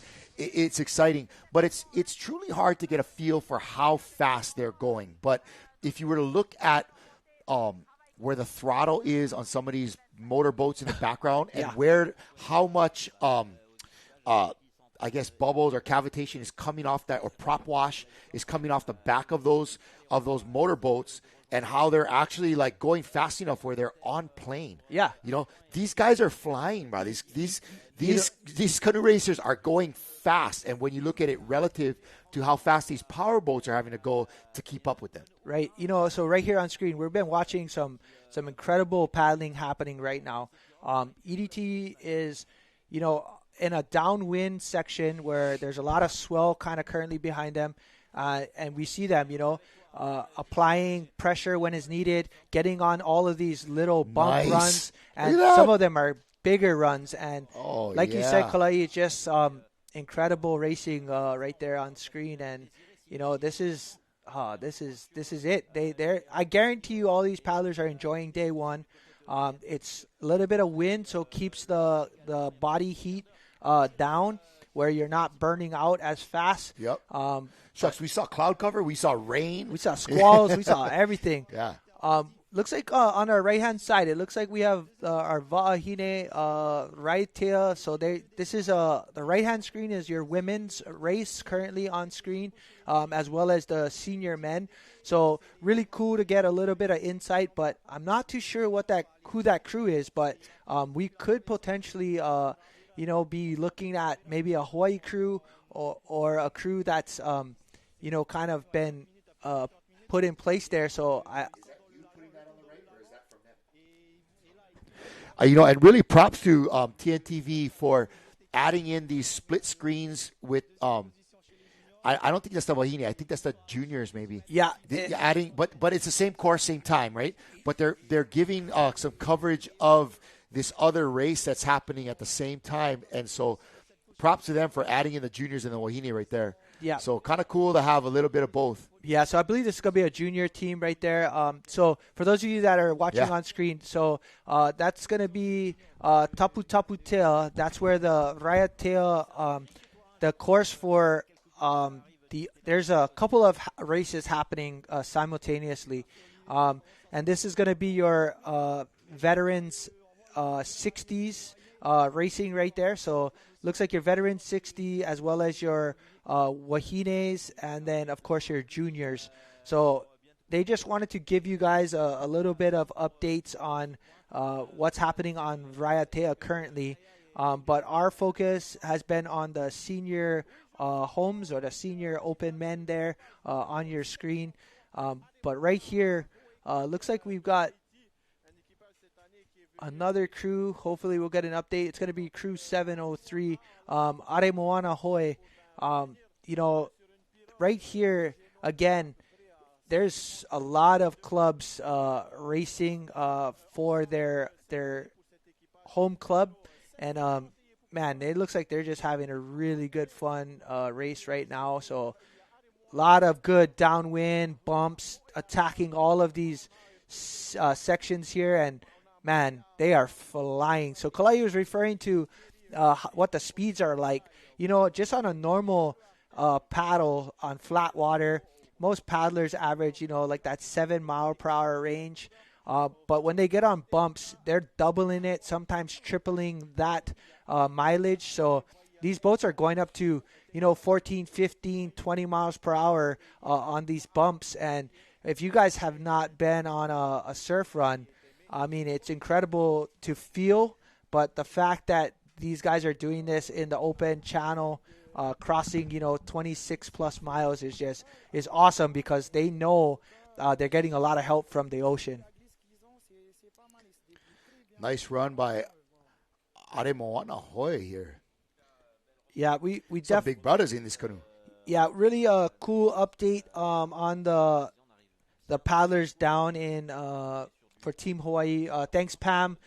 We did get a little bit of the update from earlier from both Jim and John Fody as well as Billy. But it does look like, again, on Hawaii's team, you got Jimmy Austin, Avon Becerra, Rylan Hart, Miles Orr, or Moihau Pae, Jack Seymour, Aaron Norris, Raven Pokini, and Riley Kwananakoa.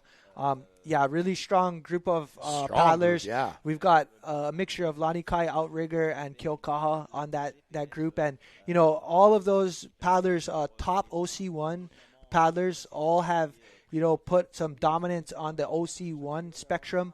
But here we go, guys. We're halfway. Yeah, you can see halfway. So we're you know, right at closing in on the 2-hour mark. So we're about halfway down for this senior or open men's race. And, you know, as crews are updating their signal, they're going to be moving along. But it looks like Air Tahiti is still way out there in the front. Yeah, so looks like Air Tahiti, again, is on that direct track. Team OPT, EDT, Va'a are kind of, again, slightly behind, taking that middle pack. Team Hawaii, man, if you guys can kind of get this understanding about what we're seeing, Team Hawaii is almost in line with Shell on the North track. They're about 4th to 5th place if you looked at this straight direct line. But the good thing that we're seeing is it gets updated over time, right? So there is a delay on the tracker for the GPS. But, I mean, you see a team like Huahine who has a Kevin, CJ steering your boat. Again, we've talked about this before. Some paddling crews just absolutely dominate with situational environmental stuff like surf. So Huahine is somebody that I would never, ever count out if they were in 10th place. Because if there's surf, good luck. He might get on one bump. Right there, we're seeing just a zoom in of Team Hawaii and how they're doing. I like how steersman Jimmy Austin is setting up his crew right there. They're a little bit north, being able to take advantage of some of that surf as they get in closer to the finish line. But it also leads me to think, like you were mentioning about Kevin Saran, Jerusalem. Yeah. He is probably him, guys like Hobie Beck, they're definitely experienced steersmen as well, and they're a little south of Rumline. So, you know, everybody reacting to their what they're finding in their own neck of the woods. But again, if you were paying attention there was Shell way out north and making it happen. So we'll see. Yeah, so even like having Taputu or Hoatua or Teraimano, Hititua, just a lot of talented paddlers here in this OPT crew. Again, this is your Molokai Hoi winners from this past year. You know, they're sitting in a really good position right now. They're currently within the top 4 or 5. What we're looking at on screen is the number one team from last year, number one team going into this year, and right now just putting on another clinic for us to watch and enjoy. It's beautiful stuff. I can't tell you how many times I've seen them with their paddles up just shouting out like how stoked they were. You know, there's nothing better than working hard and having fun at the same time, right? Yeah, look at this. It makes it easy. Big shout out to our brother Henry Leowiki out there, allowing us to hang out with him through his work day. Split screen on his computer. Aloha, brother. Thanks for taking us along with you on your day, as well as all the rest of you folks out there. Mahalo for allowing Ocean Paddler to bring this simulcast with Tahiti Nui Television into your day, whether you're on your smartphone or on your computer at your desk. We're stoked to be here and stoked to just helping share the awareness of the sport that we love and this beautiful race that's happening in Tahiti. Gosh, everybody watching, you got to be like, oh, I wish I was there. I wish I was there, bro. Me too, bro. I wish I was there. No, but here we go. Once again, check this out. Yeah, Team OPT, 2022, 20th place, leg 1, 23, second place, 24, first place. The progression that happened in 3 years for their first leg of Hawaiki Nui really kind of goes to show, like, putting it all together. It takes a little bit of time sometimes to get it all together, which is not always true though, just because you see the placement, but when you actually go in and dive into this team and understand what they've been doing and how they got here, really tells you a lot about them. Hitiroa Masing there, your steersman for this crew, absolute, just when you talk about being a hammer, well, definitely this whole crew is made up of a lot of them. And so, you know, watching this live is, you know, he's put a lot of effort, time, dedication into making sure he's on the top of his game. He's going to be steering all three legs, and you know, just exciting to watch. Yeah, just to see God, this. they are crushing it. That looks so fun to be in that crew. You know what I mean? Again, it's like everybody wants to play one set of downs with the Kansas City Chiefs or whatever, right? Yeah, you know, but that would be like doing one race with or one change with this crew. Just feeling the power and the synergy and the surfing would just be so fun. It's like a dream. Even just to watch it, you feel like you're there. And it's so cool that being able to bring this to everybody. Yeah, currently, again, on screen, Boat 360 OPT. This is your current favorites, as well as, you know, it looks like they've put them in first. But again, 3 tracks, and check this out. Team Hawaii Bass sneaking up. We started off in 15 minutes. Sneakers. 15 minutes, they were in 11th look place. The gang right here. All of Wahines out there. Yeah. Yes. Look like Auntie in the back feeling the rock and roll of the boat a little bit. Maybe. A couple too many Hinanos right there. Maybe. What do they call it? Tahiti drink or whatever? It's like their version of a Mai Tai. Oh, yeah. Yeah. Look like Uncle going to be spearing some mahis today. You know, I'm actually really excited to kind of see where the placements will be as we get closer to Raiatail. But Air Tahiti was currently in the lead about 10 minutes ago. Looks like there was a little bit of trade-off with OPT. Shell, again, is on a more northerly track. So at some points, it looks like if you put a line across the board, they were in first. But again, it all depends. This is Team Maide de Pire Hoi. Again, with a lot of talented paddlers on this crew. They've been having a really great race. I would love to see where they are in relationships to everyone. Just you guys, we got asked, you know, what is the tracker, the GPS for the race, and can we put it into our link? We just posted it, so if you guys can go and you want to check the GPS tracker, we did put it on.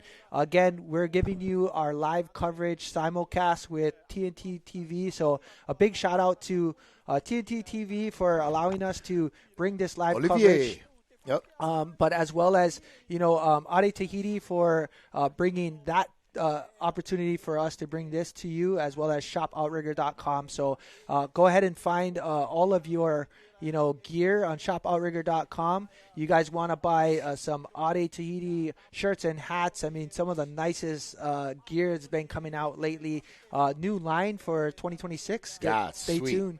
But here we go on screen. Gotta rep it when you're out there. But really, again, folks, this feed that we're getting from TNTV, we really have no control over. They are sending that to us, and that's the majority of what you've seen. There is some picture-in-picture stuff that we're getting sent from some of our representatives down there, so to speak. But really, a lot of this from TNTV, this great footage is being shared with us. We're stoked for that, but we really have no control over the content or when trackers or any of that come up. So fortunately, and we're fortunate to have the signal, but unfortunately we have no control over it.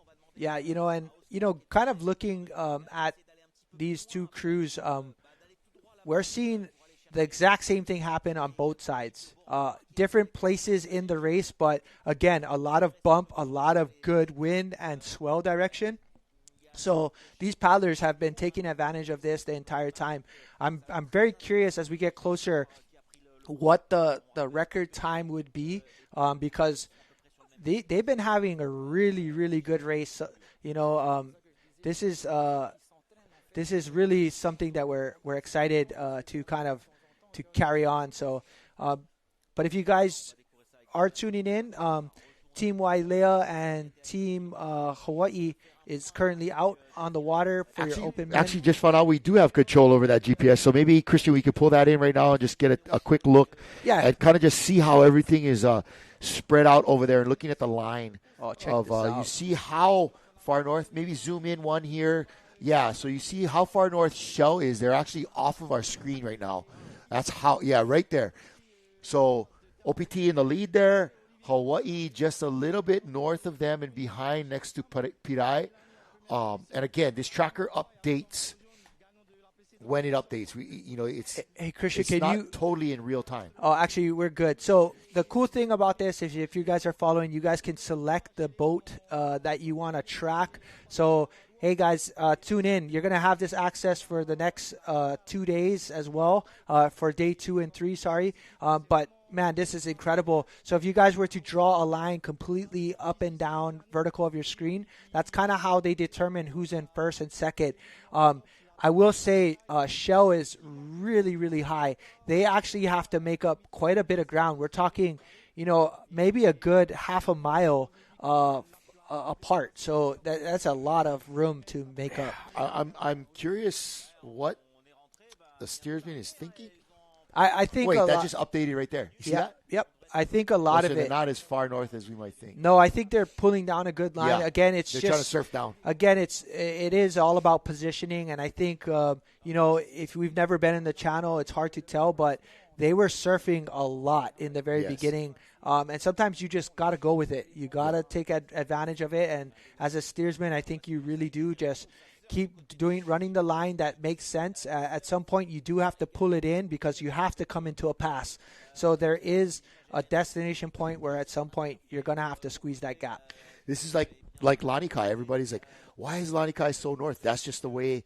That's how they run their races. And a lot of time they pull it off because of that. But we're going to see how this, I guess, for lack of a better term, this gamble by Shell steersman is going to pay off in the long run. And a cool update but they're right up there. Yeah. So, looking into it, a good update for you guys is we're, again, just over halfway done. Again, this is a 48-kilometer or 28-ish mile race here. We're looking at another hour and a half to bring you this coverage. Currently on screen, Pirai Va'a here, none other than, again, Stevie Teotata, Darren Harbulo, Matt Iaone, the Ishner family, Ha'api, so just a really strong group of paddlers. And again, don't forget, we had just a really hard year for them a couple years back, losing one of their paddlers, Stevie's brother. So, just never forgotten. So Kevin Coudier, is definitely giving them some really good surf right now and is on the water with them. So these things, drive you and make you out there. And so, definitely something that should always be remembered. And this race is the reason why we watch this and experience all of that. So we got work being put on here by Pirai Va'a. Crew number 22A, again, getting some good surf as they're coming down this course towards Taha'a. We're right about, as Mike had mentioned, right about the 2-hour mark. We're going to expect our top crews to be in just sub 4 hours. The course looks pretty fast today, but don't forget, there's a segment at the end there where they have to come into the pass and paddle a bit in the lagoon into the finish line. So there's going to be like almost like a good 20-minute or so. Like a sprint zone in the end there. And so don't forget about that. We could definitely be changing fortunes of some of these crews as they come in there. Definitely wanting to make sure that they have enough left in the tank. I mean, check this out. Like, again, just a lot of good technical skills, needed to surf a lot of these bumps and maintain constant pressure in there with keeping as long on the run as possible. So, man, all of these guys just really having a blast. Ooh, surfing. Look at him. Let it go. Looking at that Matahina run. Like, once the Matahina drops in and it kind of tracks on that. So, which is great because less interference from the steersman. Yep. You want to let the canoe do what it wants to do. Yeah. That's always the most efficient way. Let it run. Let it kind of keep that. Let it run. Let it keep that line that it wants to take. Yeah. No sense try to get off of it. Let it run. But obviously, there's a little bit of too much run. But sure. I mean, check this out. We're seeing we're seeing another clinic right here from OPT on a bump. Wow, and they've been on this bump for a good, 60, 70 yards, and they're still going. They're going to carry probably maybe another 2 football field lengths on the next 2 bumps. So, that's really what they're maximizing. Building. Here comes another bump right underneath. And look at it. Just effortless. Effortless clinic. For those of you that are watching, wow. This is what it's like. They have a lot of good sense of feel with each other on this Va'a here. So really awesome race they're having. OPT again looking like they're currently in the lead. They're slightly ahead of Air Tahiti, ahead of Shell Va'a, as well as the Hawaii crew. But here we go again, just maximizing every bump.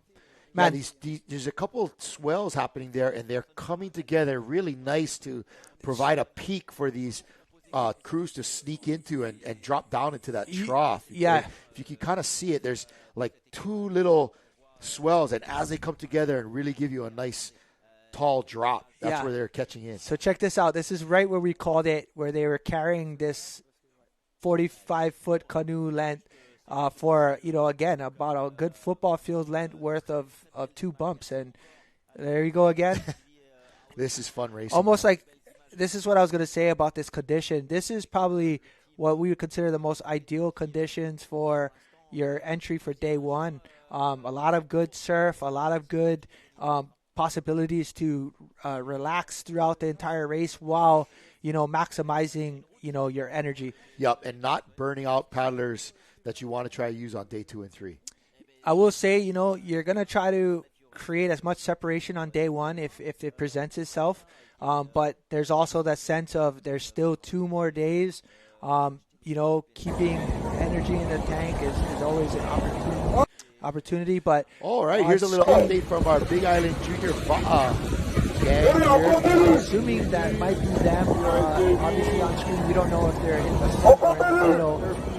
But there also is a crew extremely well up ahead. I would say probably an eighth of a mile up ahead of this group. So maybe Big Island Nui Va looking like maybe they're sitting in potentially 3rd place right now. One of our gang, Charles, is up on the center. Okay, it was Charles that sent this video. Agnes Tere.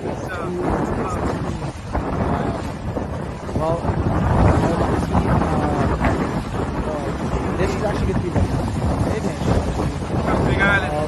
This is the finish line, I believe, of this junior.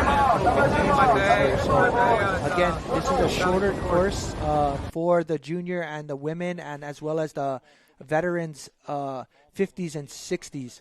So they have a shorter course, but we got another update there. Looks like Team OPT in first, Shelva'a in second, Team Air Tahiti in third, Poporo Te Hoi Mamu in fourth, Pirai Va'a in fifth, Huahine in sixth. Team Hawaii dropped back just a little in 7th place, but again, it is the direct line that they're considering, not necessarily how high a group is above you or below. Either way, sitting in a really good spot there is Team Hawaii. So keep at it, boys. Keep pressing. Yeah, interesting to see EDT Va falling all the way back to 9th place right now. Mm-hmm. They were up there for a moment, but that tracker isn't 100% accurate, and so those are truly all just guesstimations, so to speak, within a certain range. Again, back to our tracker. You're going to see in red, I believe that's the 40s, right? Yeah, the 40s, the veterans. The 40s, and then the 50s are going to be in orange. I don't see any on the screen at the moment. Yeah. But looking good for these guys. OPT still in the lead of our Open.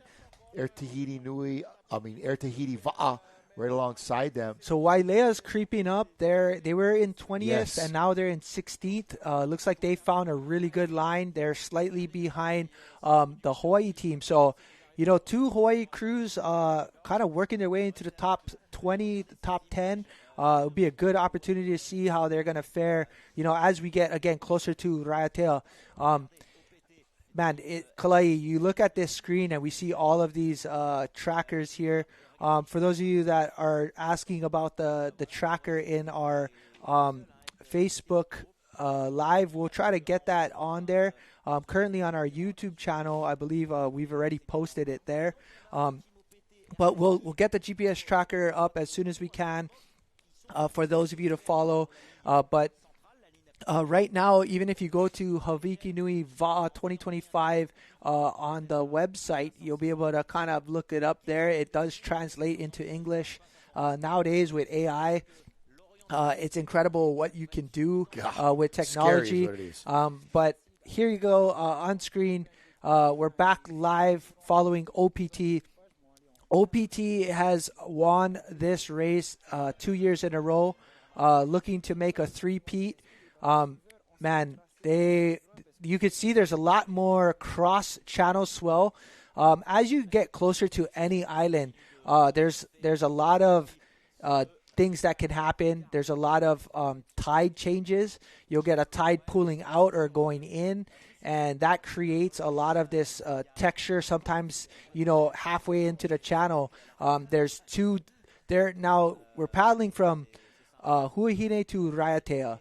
So we're in an open ocean into a channel, and just like anything, as you get closer to land, there's a lot of drop-offs and things that happen in a channel. This is what's creating all of this different cross swells as well as wind. So there's a lot of things to factor. There's a lot going on.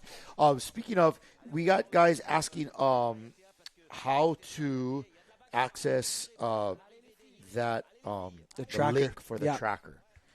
We're going to try to get that up on screen for you in a little bit, in case you want to access that. And KS Durham on our YouTube is just that OPT steersman is phenomenal. You are correct, miss. You are correct. Yeah. Right now on screen, we've got Shell. Looks like Shell, I will say, Shell actually, if you look at the swell, I mean, for those of you that paddle and can feel the line is pretty good. There is another dominant swell. A lot of times there's one swell that kind of dominates over the other, but you could see where they're pointing. They're actually pointing directly towards their point of the pass, and now they're surfing down a lot more than probably other. On a little bit bigger swell. On a little bit of a bigger swell. So that more dominant swell is the direction, what they want to do, and I think that's why they were up north. Trying to take advantage of everything. You can kind of see it, that ground swell, like this big swell right here. Yeah. That's coming straight off of it, but you're not really going to ride that one so much. It's so big and spread out. Yep. You're trying to get on these little bit smaller swells, and in fact, look at that. Where the two of them, two of go. those smaller swells, there's one kind of directly behind this canoe, and there's another one kind of coming from that port back corner, and when those two come together, that's what you're able to get on. On the left side of your screen, that looks like Ihilani Va'a for the women's race, and because they are on the screen, we're going to assume that they are in the lead at the moment. Yeah, I would think so. So it looks like we're kind of getting that intermittent feed with the juniors and the women's race here. But this is Ihilani Va'a on screen. They, again, were your 2025 Molokai Hawaii champions. Just really strong crew here. And again, trying to defend the Tahiti waters here from any outside team. I wonder what was the dynamic. And it'll be interesting to ask her maybe the next time we run into her is after that defeat where the two Hawaii crews came in first and second last year at the Hawaiki Nui for the Wahine, were they kind of put on notice, and did they kind of try to tighten things up within Ihilani Va'a? Because I don't remember them being this strong last year or the year before or in the past. They were always good. Right. They were always one of the top Tahiti crews, but did they decide at that point, like, hey, you know what? The heck with this. This is our race. They put it together, and we're going to go to Hawaii and beat them. I was able to actually I was at the finish line during the women's race, got to see Vaimiti and a few of the women that currently in that boat. Over the last few years, they've come down to Hawaii and raced in Aloha Aito in the V1 series. But yeah, I know there's been this sense of trying to build their crews, but it looks like they're being chased down right here by two crews. I'm going to go out and say those are two Hawaii crews trying to chase them down currently. Exciting stuff, and we're going to try to get you a better idea of what the placement is in this Wahine race. What you saw on screen earlier on that split screen was Shell Va'a, keeping an eye on them to see what's going to happen as they approach Taha'a on that northerly course, and if they're going to be able to use that surf to catch up with OPT. That's what's kind of going on here. But we're going to take a quick commercial break to thank our sponsors, and we will be right back with continued coverage. We're going to have the finish of the women's and the juniors, and we're going to see if Shell's able to bring it to OPT as they approach Taha'a. We'll be right back with more of our live coverage of the 2025. None other than the Hawaiki Nui Va.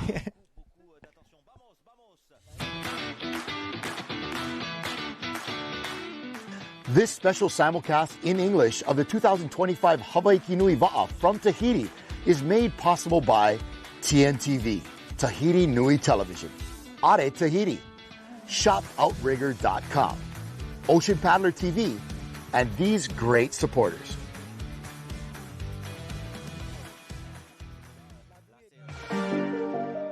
For me, it's a Ferrari, this canoe. The V1 teaches you a lot. It can be a boat for beginner because when you're beginner, you don't expect nothing from a boat. You will learn with the boat. So the Marara is a boat for everyone. It's a boat who can increase the glide like very high. You can, in 2 or 3 strokes, you can improve like 1 or 2 kilometers. So that's why I love the Marara.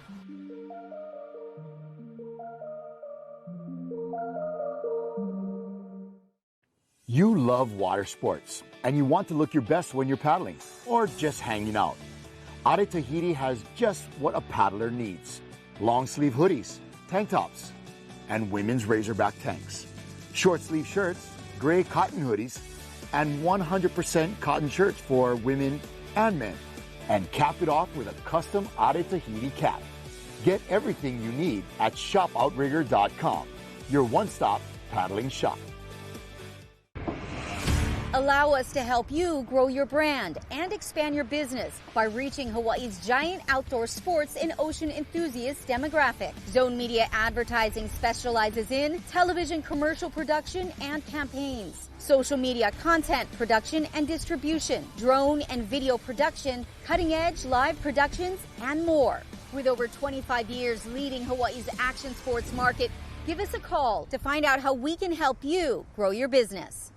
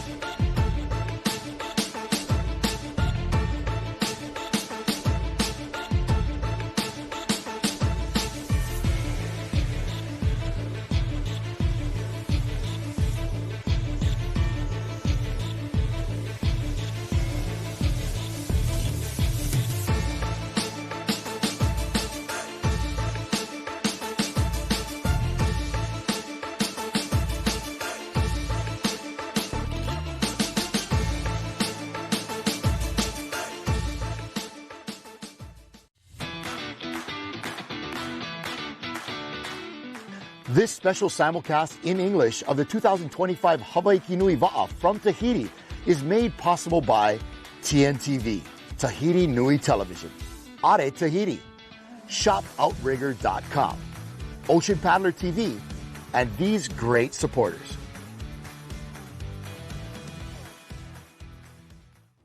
When you're on the water, you want to be safe.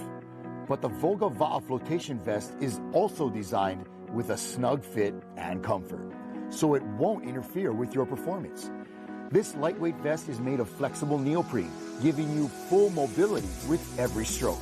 Paddlers love a vest that feels good and won't slow you down. Be smart, be safe, be comfortable with Foga at shopoutrigger.com. Allow us to help you grow your brand and expand your business by reaching Hawaii's giant outdoor sports and ocean enthusiast demographic. Zone Media Advertising specializes in television commercial production and campaigns, social media content production and distribution, drone and video production, cutting-edge live productions, and more. With over 25 years leading Hawaii's action sports market, give us a call to find out how we can help you grow your business. For me, it's a Ferrari, this canoe. The V1 teaches you a lot. It can be a boat for beginner because when you're beginner, you don't expect nothing from a boat. You will learn with the boat. So the Marara is a boat for everyone. It's a boat who can increase the glide like very high. You can, in 2 or 3 strokes, you can improve like 1 or 2 kilometers. So that's why I love the Marara.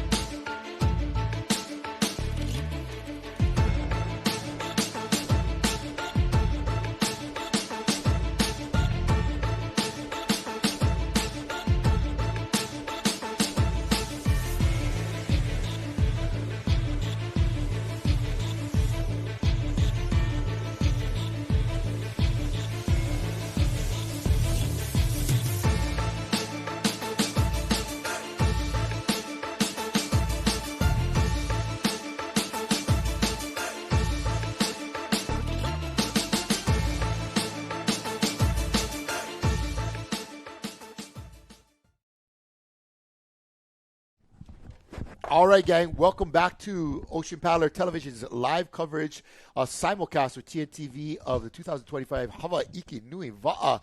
And on your screen right now, in yellow is our open division men, and in red would be the age group, the 40s and 50s. And so right now, on the far left of your screen, next to those results, you're going to see Shell Va'a at the top there.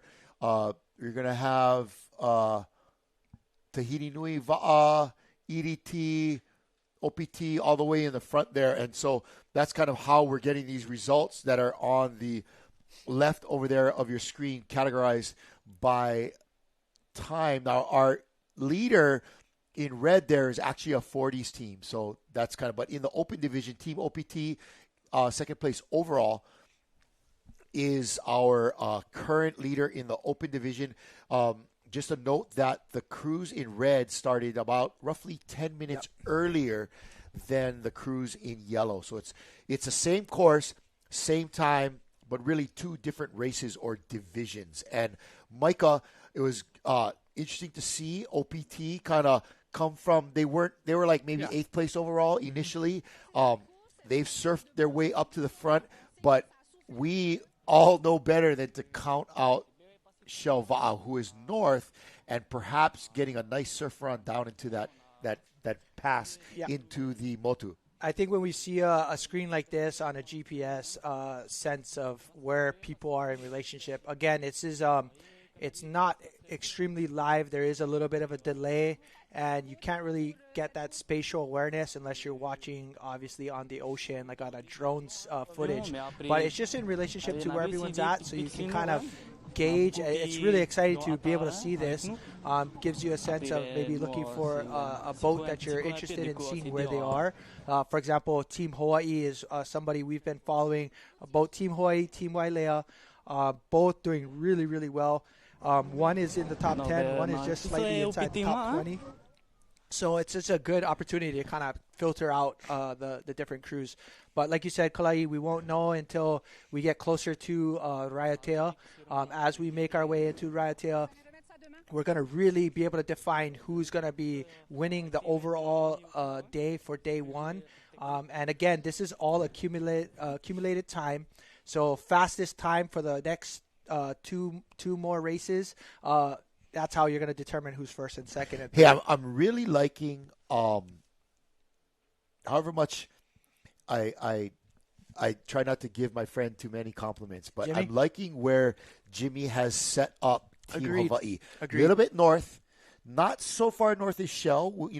Who's to know if that's going to pay off? But looking at that swell direction we saw from the drone shot, it didn't look like being south was to the advantage. Yeah. And so just a little bit north of Rumline, able to play that. Maybe it's going to give you a couple more bumps over the course. I mean, what's really interesting, like you said, is we've got a lot of them. That white line in the middle was that direct path. We did see a lot of crews to the bottom of that, and it's just interesting, Again, this race comes down to a lot of strategy. If you guys have watched Hawaiki Nui or been a part of it or seen the coverage, every crew again has this idea of what they're looking at prior to the day, with reading wind and swell and direction, and you got a game plan, and we always say it doesn't happen until you're out there. But right there on screen, Shell currently they have them in that top 3 position here. They got to push their way down into Raiatea Pass. And they're making their way into that direction. Rete Eb trying to find that good line for them. But man, this crew is made up of a lot of strong paddlers, and don't count them out, because from Molokai, that was just that just happens as a part of racing. There's going to be trade-offs every single race, and if they've been on the winning. Look at him! Look at that drop. I will say though, like screaming. Maybe it's the jerseys or what, I don't know, but it does seem like a little more meaty bunch of paddlers in there this season as opposed to seasons I've seen in the past. I've seen them with some really long, lanky paddlers, really kind of slim guys, but this looks like maybe a more powerful crew. You got some meat in the boat right here. You got a lot of height though still yet. I mean, you got somebody like Vairoa who's like 6'5", wow. Just a really tall, but he's also got a lot of good size and muscle to him. And then, you got a lot of that 6 foot, but all strength, We're lucky to participate in a clinic put on by Ade here in Hawaii just prior to the Molokai Hoi. Right. And shucks, man, David Tipava was there. He was giving the clinic. And it's interesting to hear from him that everybody in that crew, regardless of height, paddles the same size paddle. Yeah, they all paddle one length. And you would never see that in Hawaii, right? Like, no.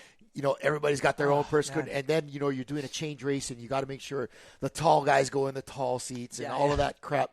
And it was like a revelation. Okay, why do you do that? How do the paddlers tolerate it? He's just like, you get used to it. I was like, and you change. Okay, so a guy that's 5'10" is paddling the same paddle as a guy that's 6'3", and he's like, you just choke up and make it work. I was like, oh, okay. No, and I think I will say, I think over time there was a lot of innovation and a lot of sense of what they feel might work for the crew, and he came in with the concept of what he likes, and it makes a lot of sense to have everyone using a 52-inch blade across the board, make the adjustment on the paddler, not necessarily to fit the paddler. That's big. Like a guy like me, I'm 5'10" on the best day of my life, and and I would never think of buying a 52 for myself. Yeah. My paddles are always 50s, maybe a 51, but never a 52s would be too big. But they make it work. I came off, and it's interesting hearing how it was back in the day for my parents, and back then they never even had T-tops growing up as kids, and they were all using 58-inch paddles, and even to the point where when the T-top came around, they're still doing the same thing, and the blade size was a lot bigger. But their paddles we're heavier than some of our one-mans nowadays. Oh, for sure. For sure. For sure. So, just even in that sense of what technology has done and really what's efficient and what's not. But going back to shell, I mean, they all use the same size blade, and it's a big blade. They're not using tiny, 9-inch wide blades. They're using the 10 quarters or more. Big big blades. And big push. And we get a lot of this misconception of lighter is faster and, smaller is easier. There's a lot of things. For some reason, that's what they do, and that works for them. And it's proven enough where that's been consistent, and that's what they do. But it also seems like they've changed their stroke over time. Shell Va'a has, it seems to me, like slowed down a little bit from what I used to see, 5 years ago. Their count, if we were to take a stroke count, obviously if we just go off of what it feels like to just go at, the normal, just a relaxed pace, they're doing 40 strokes a minute. Of course, it gets amplified depending on the situation. There's constant modulation. Yep, and that's the difference between, I think, a lot of the beginning of paddling for new paddlers. They don't understand the gear changes. They don't understand the type of emphasis on the condition yet, and that's why it just takes a lot of time. And we say paddling is patience. It's about a lot of understanding and growth. But here on screen, what it takes too, though, I would say, if you slow down your stroke, but you have a bigger blade, that works, right? But what you do have now is this reserved surface area to be able to reach out there and really press when you want to get into a wave. Yeah, I just saw a comment. Bobby Pratt said that if you're 5'10", he's 6'4". Hey. But that's 6'4" on a good day. Remember? Yeah, he's 5'10" on a good day. 6'4" on a good day, Bobby. Gosh, hey, I'm just happy a guy that I like as much as Bobby Pratt is tuning in. No matter how much rib shots he's going to give me. Yeah, that's so good. He's earned those. Yeah, he's earned those jabs. Great to have you with us, Bobby. 5'10" on the best day of my life, man. You seen some of those days, Bobby. Those days were so good, Micah, that I used to beat Bobby, but he was like 12 years old. Well, hey, I mean, it happens. No, for sure. So I do see the use of that, but let's take a quick look at here we go. Results. So this is the results for your looks like your women. Oh, man, incredible. So here we go. Ihilani's Va'a's Team A, 1 hour, 11 minutes, 20 seconds. Team Hawaii coming in at 1:11:45. So about 20. Super important. Close, 25 seconds back. Ihilani's second crew as well, taking the top 3. So, and then Team Nalu, which is the other Hawaii crew. So Team Nalu made up of, Mahealani Botello, Kaulu, as well as Kaina Makua's daughters, Iliao, and then Kahiao. And then we got Dondi, Rillo, and Celeste Paiana on that crew. I'm not too sure. I think there was maybe one more on that group. But, man, top 5, awesome. So Hawaii in there. But what's important is that the Wahine is a 2-day race. That's so, it. Right? So only 2 days. Now, Team Hawaii is only 25 seconds off the lead. Right. You're in striking for sure. In striking distance. Yeah, for sure. Whereas 3rd, 4th, and so on, it was a big opening, right? Okay, awesome. We got a great update here for your junior men. This is your standing here. So Team Air Tahiti Va'a definitely favored in this race. EDT Va'a in second. There's our Big Island Junior Va'a. Congratulations. 3rd place. Man, not too far back. Maybe about, a little over 2 minutes. That's pretty close, bro. And then top 3. Check this out. Top 10 though. Ke'aiakahoe. Ke'aiakahoe nice. from Let's Kahalu. go. Oh wow, we had a Let's opportunity go. to talk to one of their coaches, Kamuela Lau, earlier this morning. Yeah. He was just talking about how dedicated these kids are and that they bought the shirt. They are so involved in it, in the fundraising and everything, and so it's great to see this crew from a humble place like Kahalu'u on the island of Oahu, right, just getting into it, and they took down two Kane junior crews, and I think they took down some the women too, a young women's crew as well. So they really are developing their program. Another one of these several crews, and that's what Kamu was saying is like there's been a tide change here in Hawaii. about what's happening with our junior crews. Hey, let's switch right now because we're not going to be able to understand what this gentleman is saying. But let's switch to that tracker real quick. But as we talk about Ke'ahiakahoe, Uncle Stan Dixon is there taking care of all these young folk out there along with the parents. But it's really taking the community of this club to make sure that these young men get down there.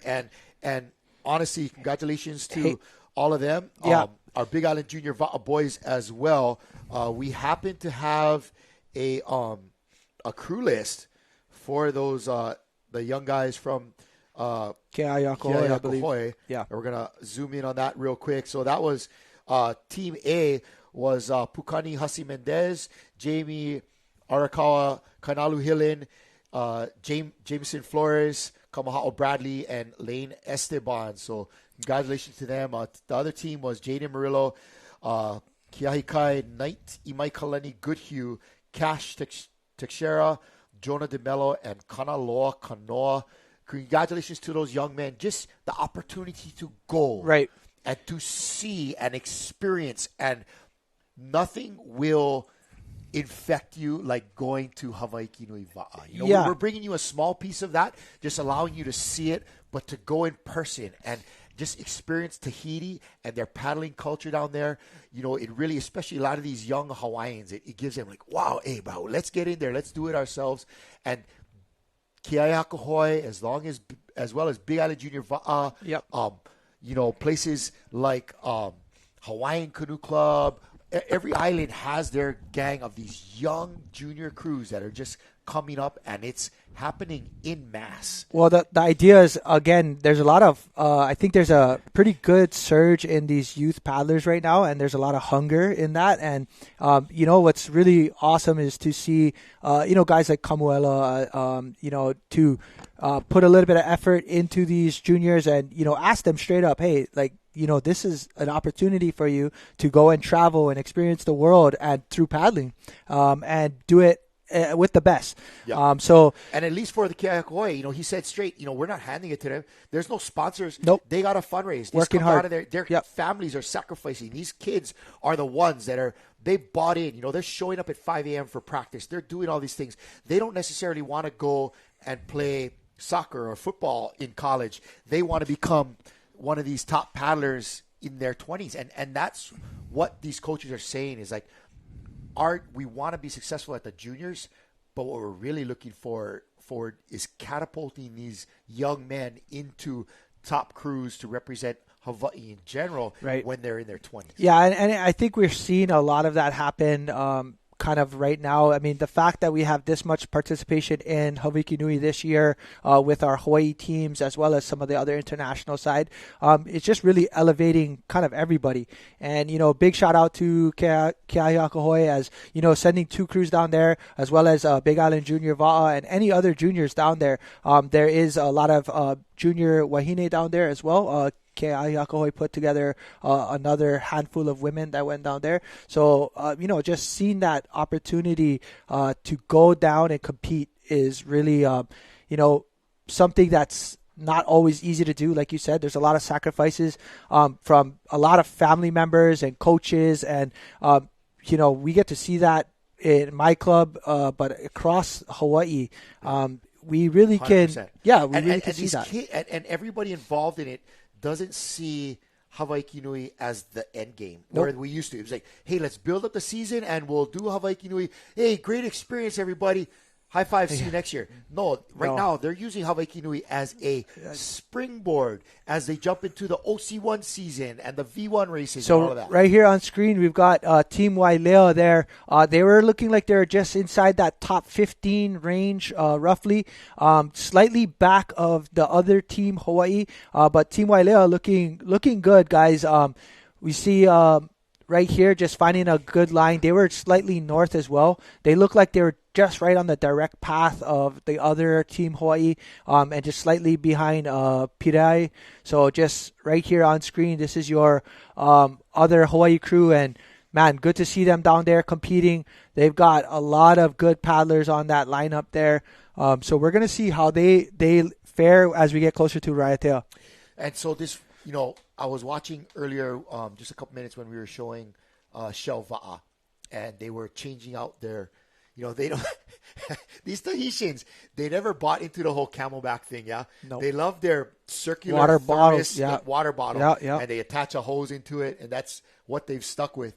But we're at the point in this race where hydration, food, fitness, all of those things are playing a huge role right now. It's not just what's your line, how you're steering, how good of a paddler are you. It's a lot about, man, this is a long way to go.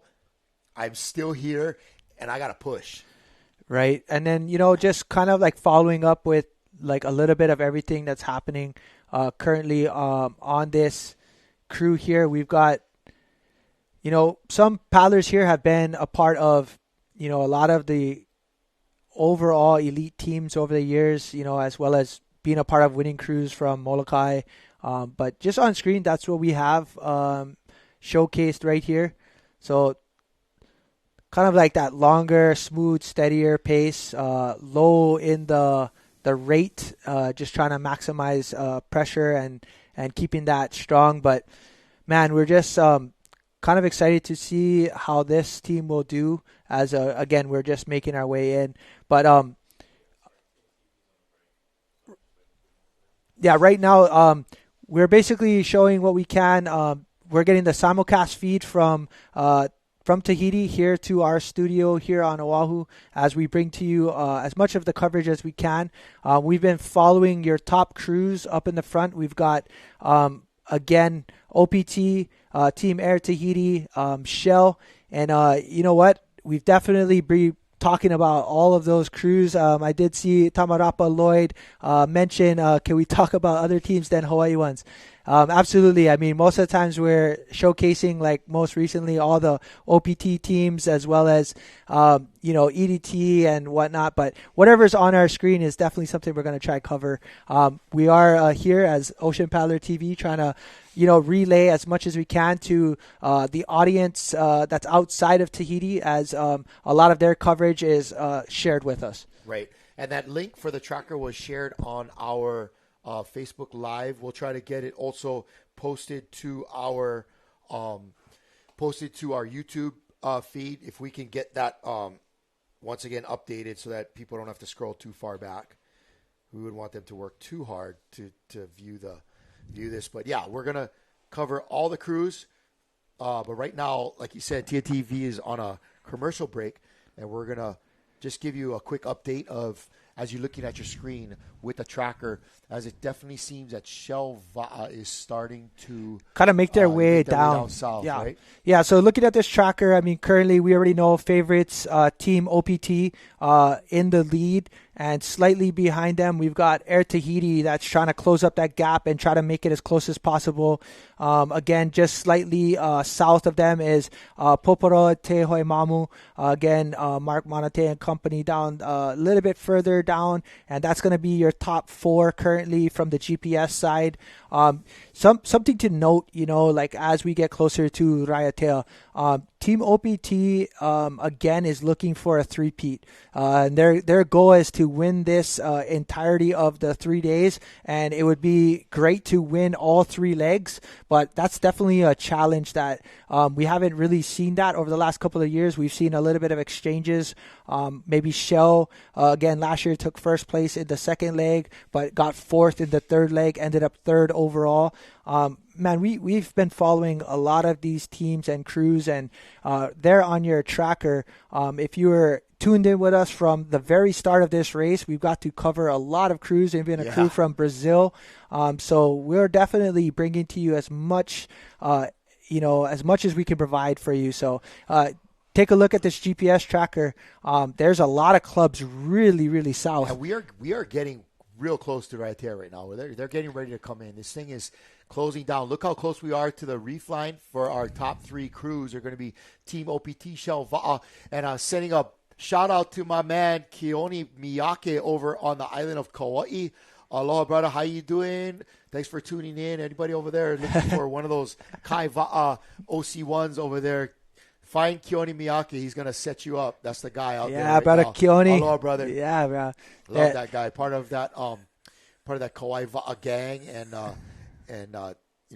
his wife, Yep. Dana, was president of HCRA. That is a paddling Ohana right Yeah, there. the club. Ohana Va'a right there. Club. Love those guys. Love Yeah. you, and love to your brother Brian as well, brother. Yeah, the Club Puvai down there. Yeah. I mean, they've been putting together some really good crews, especially a lot of their junior paddlers that they really uplift and try to bring together. Yes, and they have a lot of great culture there. But right here, guys, on screen, just super excited. We're bringing you together the finish coming into day one. Team OPT kind of looking to set that little dominance in the leg one. So day one currently in the lead. Air Tahiti, very, very close behind. But again, this crew right here has definitely been dialed in the entire race. I would say conditions absolutely favored these top teams here that we're seeing. All of those teams on the top, we've definitely have mentioned them quite frequently over the last few races that we've called, especially for Hawaiki Nui. Yeah, definitely looking forward to seeing how far the gap or the distance going to be, Kalai, because we all know that time is kind of the thing that's going to separate the chance to beat Team OPT. And what I like is that they continue to be aggressive at it. Look at that. I mean, they are chasing down any bump they still can have and they're probably, maybe less than maybe about an hour left in the race right now, you think? Yeah, I would think maybe just around there. We've been finishing around 3 hours and 30 minutes on the average time frames for that what we've been seeing. But currently on screen, Team OPT, man, honestly, just absolute clinic. That's the secret, is that they have enough in the tank to continue to jump on these waves, and the aggressiveness, and that all stems from, I mean, not only, of course, technique and synergy and all that, but fitness level. Yeah, fitness 100%. level. Fitness level is exactly kind of the thing that allows them to be as aggressive as they are. But again, they do everything they can to maximize whatever the ocean offers. And that's something that isn't done by every crew, but the crews that figure it out definitely end up being well ahead of everyone else. But man, we're watching kind of that clinic from both crews. Looks like on screen again on the right side. Yeah, right side we got OPT. Left side we had Wailea. Man, check this out though. Golly, look at him, OPT just slaying out there. So for those of you watching, this is a 48-kilometer race for day one. That's roughly 28 miles. That's been transferred in, but. And that's far, bro. Iron, that is far, right? Like, I mean, I know a lot of people think just Queen Liliuokalani race is far. That's about 18. Right. Try to do another, 50% of that or another 10 miles after that. That is far, man. Big shout out to Ivan Shigaki tuning in. What's up, Ivan? One of the best escorts that you can have, and water safety team.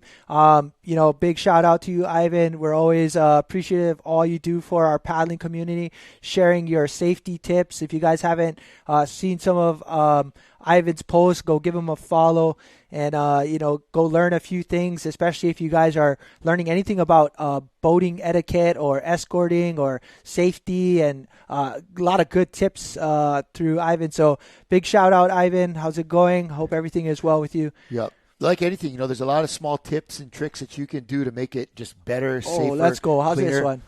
Yep. Flying. Yeah, that OPT steersman is phenomenal, bro. And just again, they're coming closer to the reef line of the right tail. They're gonna come through the pass, and they still have to go up a ways. So they come in. They're actually gonna be in lagoon, a little bit more flat water. And this is the thing about honestly understanding endurance and conditioning and what you got left, and do you really need to put another minute on everyone, or do you want to just maintain where you're at in position? It all comes down to a lot of stuff. But right there, Kevin, CJ on screen. This is Wahine.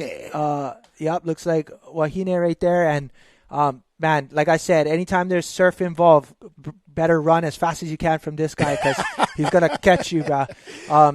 Kevin is an absolute so unreal unassuming. paddler, super humble, brother, and like, he's been won a bunch of races, including OC1. Yeah, and won the Pa Solo Pa last year. Solo, and just a really good human being. Does some clinics. He did clinics last year at the Talifit Bora Bora events, and getting to know all of these paddlers, and they are the future for the juniors. Even though Kevin is, I believe, just about 30 years old, just around that age. He's got a lot of wins and a lot of experience under him. So, well, he lives the life, right? I mean, he's out there at Huahine. He is a fisherman. He does all this stuff. This being in the ocean is his life, Right. And we saw some specials being dropped with him and his team, and they really, really represent coming out of Huahine, and just a lot of pride in that understanding of paddling too, right? So. Gotta love what they're doing. Definitely not Team Hawaii on screen, but they'll get it right eventually. But it's gonna be Team Huahine there. I think again, this is live coverage from TNT TV, brought to you this simulcast right here out of Ocean Paddler TV studio. So thank you all for tuning in. We're coming to that final pass here as they come into Raiatea, and they still got a ways to go, Kalai. It's a ways to go. It's a ways to go. This Huahine team, they've produced some really good steersmen. I mean, before Kevin CJ's time was Manotea Owen, another guy known for his the way he guides that boat. And important to note that they also have a little bit different style V6 that they use. This is called the Whale. Yeah. I know there was a different name, like a Tahitian name for that they were using, but it's just Whale in Tahitian. Yeah. But the Whale is also built by Atak, and the boat, very similar to the Matahina, has a very similar streamlined, similar waterline. Obviously, the weight distribution is always the same. It's just got a slightly different hull, Right. but very much very similar in the idea behind it. And a lot of their boat vision and building with that vision comes through with fishes. The type of fish that are in the water. But right on screen, we've got Team Wailea having a good battle here. I do hope at some point we can see the other Hawaii crew as well, but they've found some really good bumps here, and they've been able to maintain that top within the top 20. So we're gonna see how they can finish this race, as they're slightly behind the rum line of all of the other crews, such as OPT. They basically are on that same kind of track. Mm-hmm. Yep. Nice work being put in from this gang from Wailea. Again, hydration, fitness, all of that. It's just crazy amounts of effort being put into this. Hey, what's up, Rich? Big shout out to you. Aloha, and thanks for tuning in. Definitely looking forward to seeing you guys in Hawaii waters soon, and we'll be seeing you at Aloha Aito, as well as back in Bora Bora at the Talifit race. That's one I'm looking forward to one of these days, getting to that Talifit race. Let's Bora go. Bora. We're going to put you in the 50s men's, bro. V1. Let's The go. uncle, somebody got to swoop up after. Huh? Oh, check this one out. Nice run by right Wailea. here. Good run, guys. Boys is just picking off some little good bumps here. That's, again, Wailea. I mean, they had a really good race at the Pailolo Challenge. Again, as well as, being the number one Hawaii team for Molokai Hoi this year. And, just a lot of really good, respectful brothers on there. And, just humble family men, just workers and, just real true blue, people, right? Like There's a you really look at a lot of the top guys in that sport. Juniors aside, of course, right there, they're young, very few responsibilities, all that kind of stuff. But you were talking earlier about guys like Chase Van Ordheim, guys like Keakua Nolan, right? All of these, they got families, they got jobs.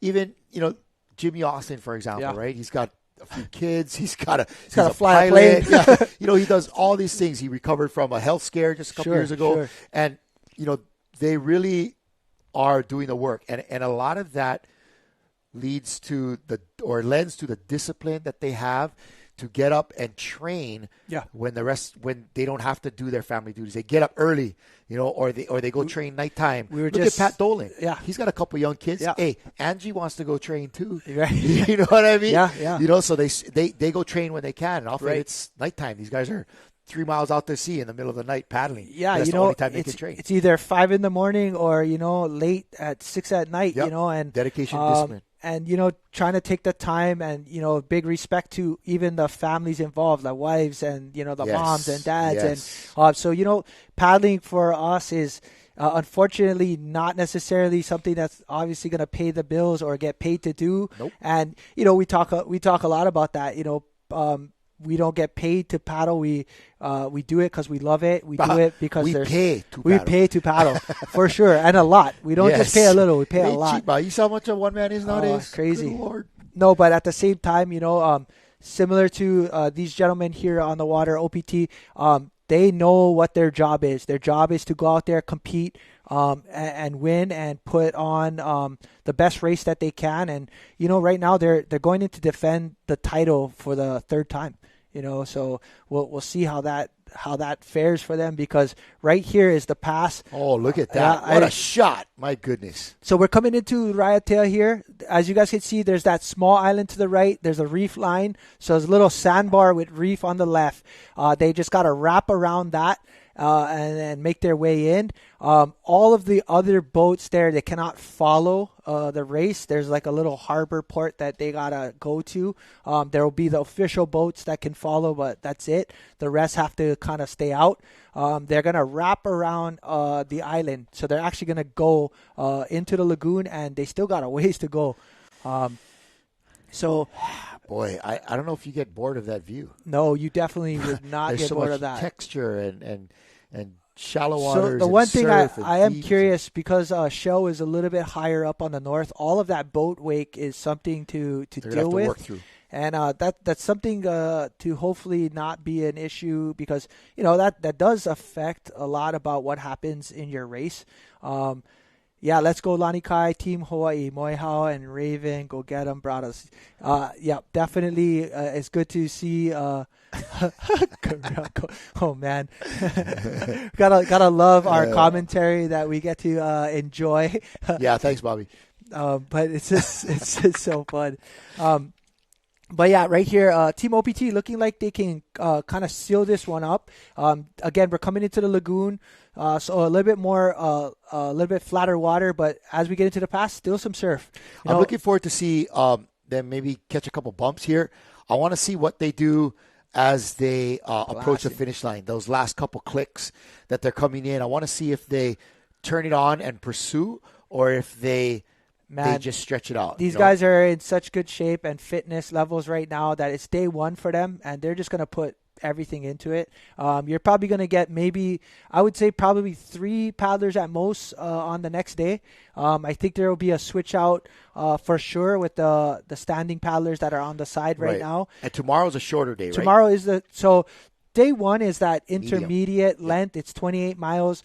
Day 2 is about 18 miles. So it's what we consider the sprint. It's the sprint leg. This is where you put your faster, quick endurance paddlers in there that are willing to put everything out on the line and just go for time trial. So split time and try to close up the gap if you're behind. And this is the strategy part that we talk about when it comes to paddling Hawaiki Nui. Today is about obviously a downwind surf run, a lot of good steering, and a lot of good reserve in the tank. And then day 2 is just let's go sprint. Yeah. And then again on day 3, we get the longest leg, and at that point there's another surf run, right? Right. So here we go. This is again Huahine to Raiatea. They're just making their way in the pass, and then they got to wrap around the island, and there's the kind of that finish line, if you will, yeah.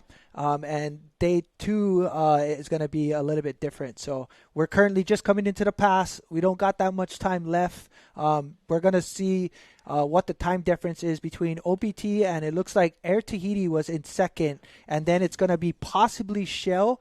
But it did look like Huahine was sneaking in there, as well as we had Team Hawaii slightly back of Pirai Va'a, and Poporoi Te Hoimamu was as well in that top 5 ranking. So you can pretty see, close. Look, yeah. So Air Tahiti not too far behind. So we got again OPT. What a shot! Probably no more than 25, 30 seconds ahead. Wow. So that tells you a lot, though, right Just there. look at that, Micah. But, also how quick these guys are covering ground. From this perspective, you're like, oh, wow, it's big. But you get an idea of how large that island is and how quickly these 6-man canoes are passing it right on by. They're still flying. I mean, let's just appreciate the view, though. I mean, check this out. So we're coming into Raiatea. For those of you tuning in, we just left Huahine, coming into the Raiatea pass there. Your top crew on the screen is OPT, slightly leading. I believe it looks like going to be Air Tahiti, slightly back of them. Probably no more than 20 or so seconds. I think in third place, looks like Shell has kind of squeezed that gap from that north direction that they were in. Checker. But let's go. Let's check the GPS tracker. We can kind of give you guys an update, but we are coming to that finish line, and let's see what it looks like. Yep. So it looks like EDT. Yeah. So Shell Va did squeeze that gap. Fell right in. Yeah. And then EDT Va is going to be in that 4th position. And then as well as Poporoi Te Hoimamu is going to be in that 5th. I believe it's going to be Huahine and potentially Hawaii. Interesting. They landed up so far south at Poporoi. Yeah. So again, we're going to have to decipher what is what as far as the senior versus the veterans. Yeah. So red on your screen is going to be veterans. Yeah. It could potentially be that, or it could be because there's 2 teams, 2 EDT teams, so they might have separated them. But no, they listed it A and B from what I saw in some of the. All right, there we go. So we are on the senior men's. That's our senior men's. Team Hawaii currently in 8th place. So okay, there we go. That's your 1, 2, 3 currently leading, and there's the Team tracker Hawaii right there. All right, guys, awesome. So. There we go. That's your GPS tracker. We'll go back to the live coverage as they're about to finish off this race here. Team OPT. What do you think, Kalai?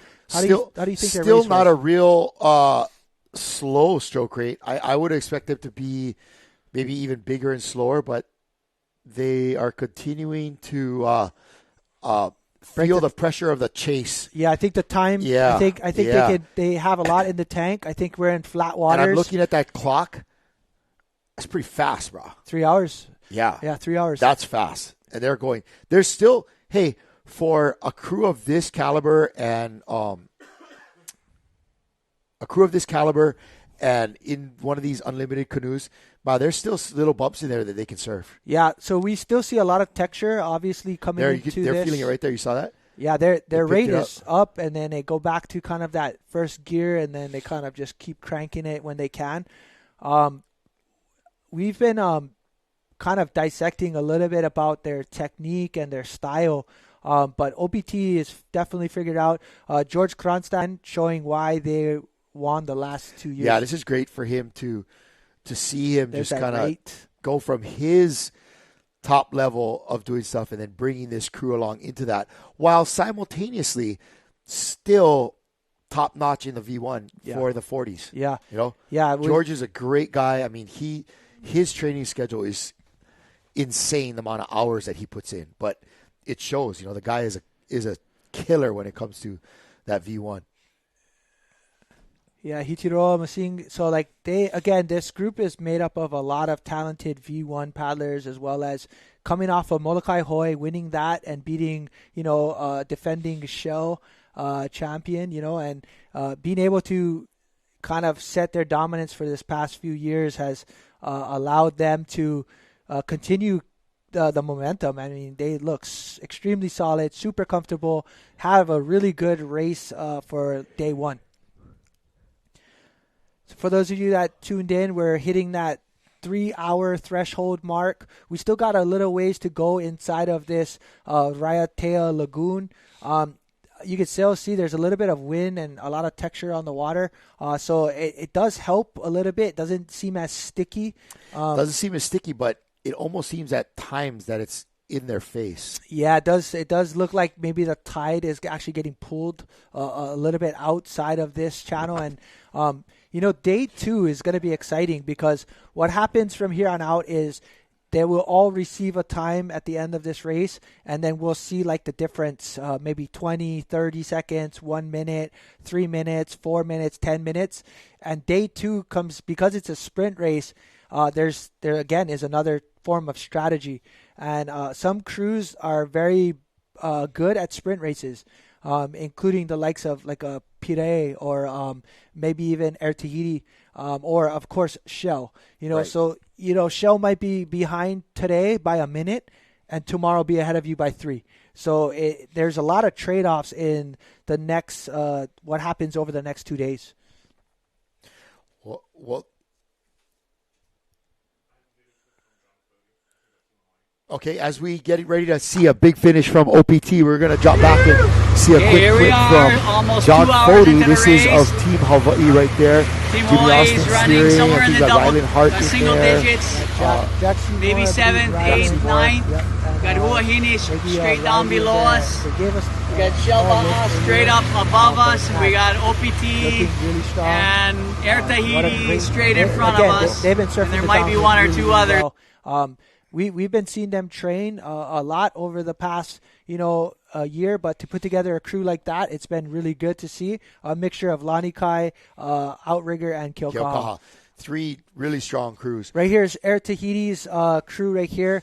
This crew was, again, they won leg 3 last year. They were 2nd overall. So, again, Air Tahiti, exactly where we expected them to fall, somewhere within the top 3. Right, and right now they're just trying to keep themselves in the mix, right? They're trying to make sure that they are able to, over the next couple of days, still be keeping themselves in a place to capitalize on whatever advantages they may have. You know what, though? They're moving. These guys are having a really good run. Hoti Puroi steering them kind of close to that inside line. Which may be a little bit of foreshadowing on tomorrow's sprint race. Oh, for sure. I mean, again, Air Tahiti has a lot of talented paddlers in the likes of Montel DuPont, who I don't see in there, Hititua, and Kyle. Man, they got a really good opportunity to probably make up some ground, but you got to love this. I mean, again, we're watching the best paddlers in the world. This is the Super Bowl for Tahiti, and to experience this coverage, and check this drone shot out right here. Look at this. This is Raiatea. We're inside the lagoon of Raiatea here. We're gonna come to the finish line very, very shortly. But check out this. They're closing the gap up between OPT. As again, we're following Air Tahiti right here on your screen. Man, these brothers is flying. Wow, they are chasing down OPT right now. And they look good. They look very strong, and they're giving the spectators a good close-up view of what they're feeling right now.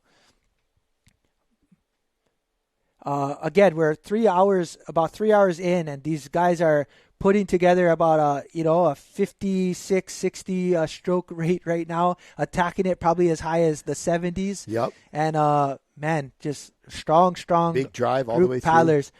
And let's see, I don't see third place that close. They look like they've got about the same gap between first, second, has probably no more than maybe about 15 canoe lengths between them. So that's about close to maybe 30 seconds between OPT and Air Tahiti. So OPT does want to make sure they have, some separation. You don't want it 15 seconds. You don't want it, because every second counts. And we saw that last year. Shell was actually able to get in third place by no less than 2 seconds. Yeah. It was super tight so close. Year. It was crazy. It was super tight. But they also had that hard finish, right, where some of their guys bonked. Yeah. So we got Coco tuning in. Coco from what's up, Coco? Congratulations. Coco just had a baby girl celebrating the birth of his daughter. So yeah, Coco, thanks for tuning in. Ale, good job to Air Tahiti. Yeah. He's gonna have a good race right now. He's at home with the bottle and the burp rag right now, watching the coverage. Beautiful, beautiful background there as OPT is closing in on a finish here. They are trying to hold off an assault by Air Tahiti right behind them, and right behind Air Tahiti is none other than Shell Va falling back. But nice drone shot, pulling up and away. Here's the ferry. Awesome, man. I mean, it's crazy to think that every island has this type of opportunity to be in a lagoon, go through a channel, and you get to see this type of just scenery. Is just incredible. It looks to me like Air Tahiti's closing, bro.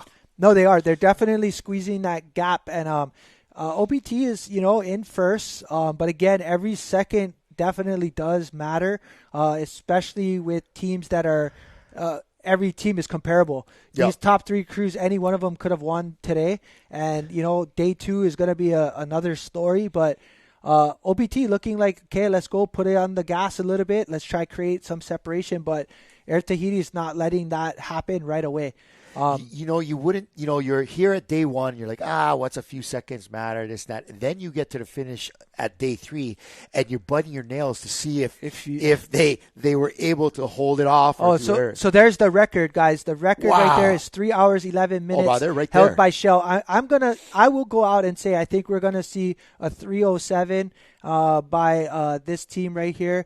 There's not much room. That's a pretty bold prediction, bro. It's not much room left. That's not like, they go and beat them or they're not going to beat them. You're calling a time. Hey, man. A 3:07, folks. You heard it right here from the lips of none other than Micah Kalama. I feel like calling it out. I feel like the run was really good. I feel like there was a lot of downwind section. A lot of good surf. And right now, you see this finish line, the wind is behind them as well. Yeah, and I feel if they have anything left in the tank, I mean, why not use it to maybe set that precedence between you and Air Tahiti? But what a beautiful boardwalk. 3 hours just now. The record time is 3:11:47 set by Shell. Shell again is currently in third place. So 1, 2, 3.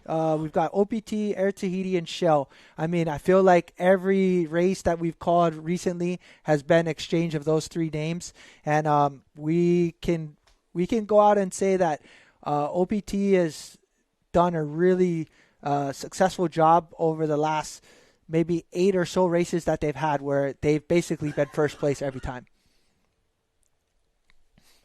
Way to come in. You can see that big Shell flag flying in the background, and OPT is saying, not today, pal. Where they got a little bit of wind behind them as they come in on your left side of the screen. That is none other than Shell Va.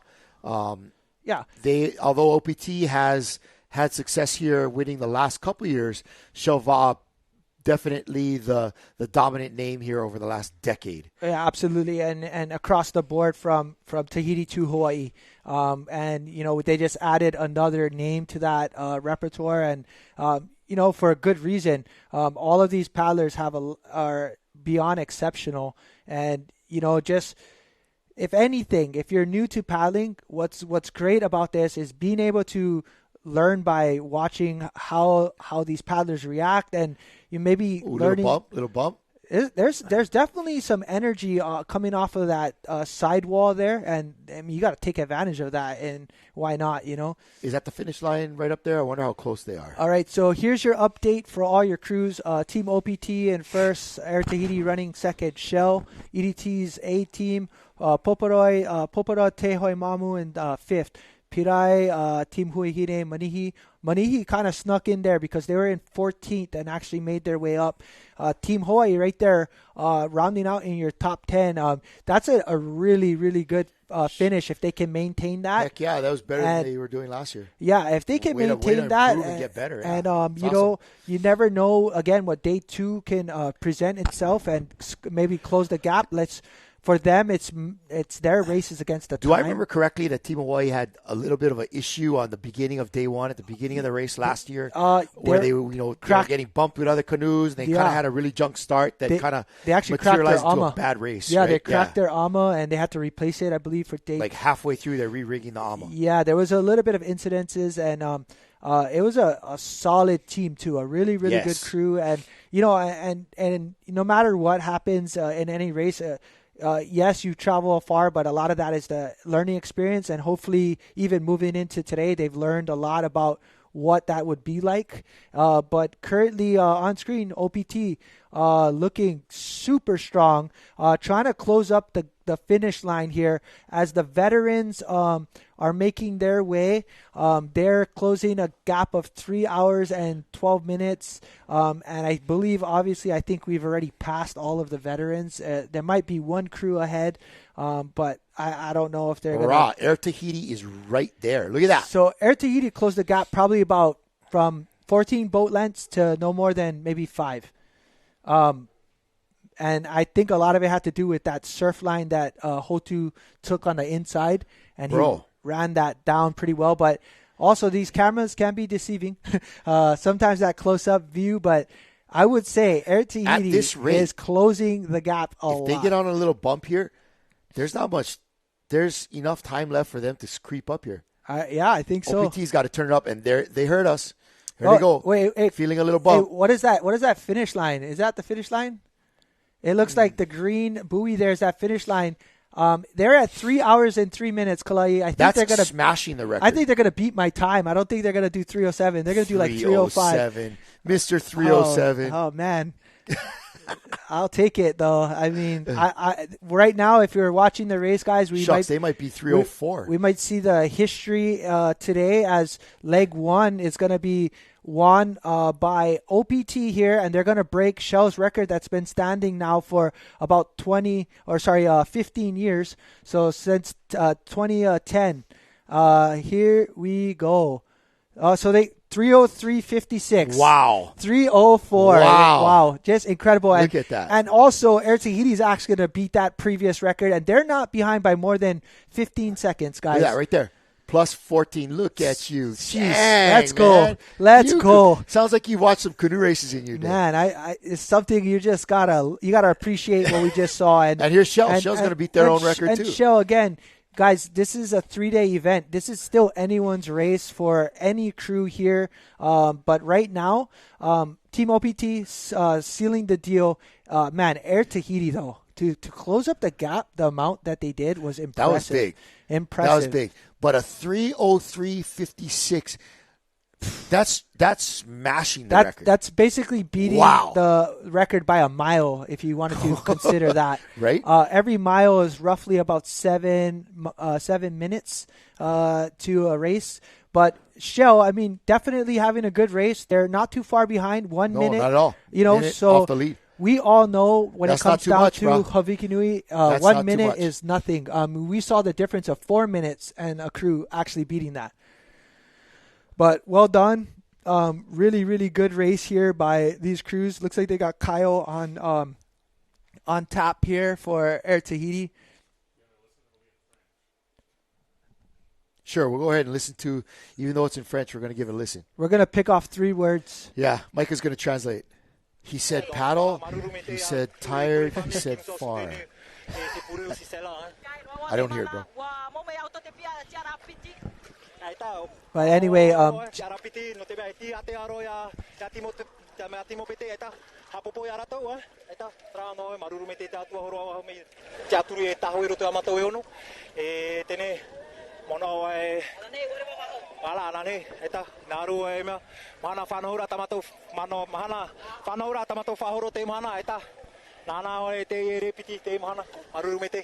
Merci, Vétiré.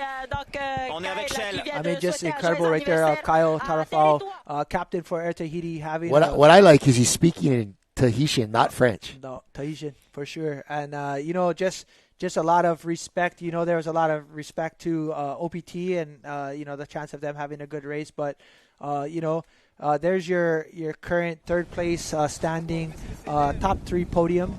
This is Shell having a little interview. Et je voudrais remercier notre patron, Albert Moux, et surtout notre coach. Et comment ça s'est passé justement cette descente depuis Hawaii jusqu'à ici à Réater? Et tout d'abord, c'est pas mis la pression. C'est toute nouvelle équipe. Et chapeau à notre coach, comme il dit. C'est dur de reformer des jeunes pour mieux se comprendre sur un rang. C'est juste un manque de connexion, de confiance en nous. Comme il dit, notre ancien team, on a mis des années à bien trouver les clés, et David. Et là, tu vois que ça a amélioré quand même? Moi, grosse évolution. Chapeau à notre coach. C'est pas évident de reprendre des jeunes et de former de nouveau des jeunes pour venir titiller les grands. Et c'est que du positif. Et comme on dit, il faut juste tenir le cap et bien écouter les consignes et les entraînements. Aita, namoro, amarut fatu. Ana yarat emete yamato, tape me riate.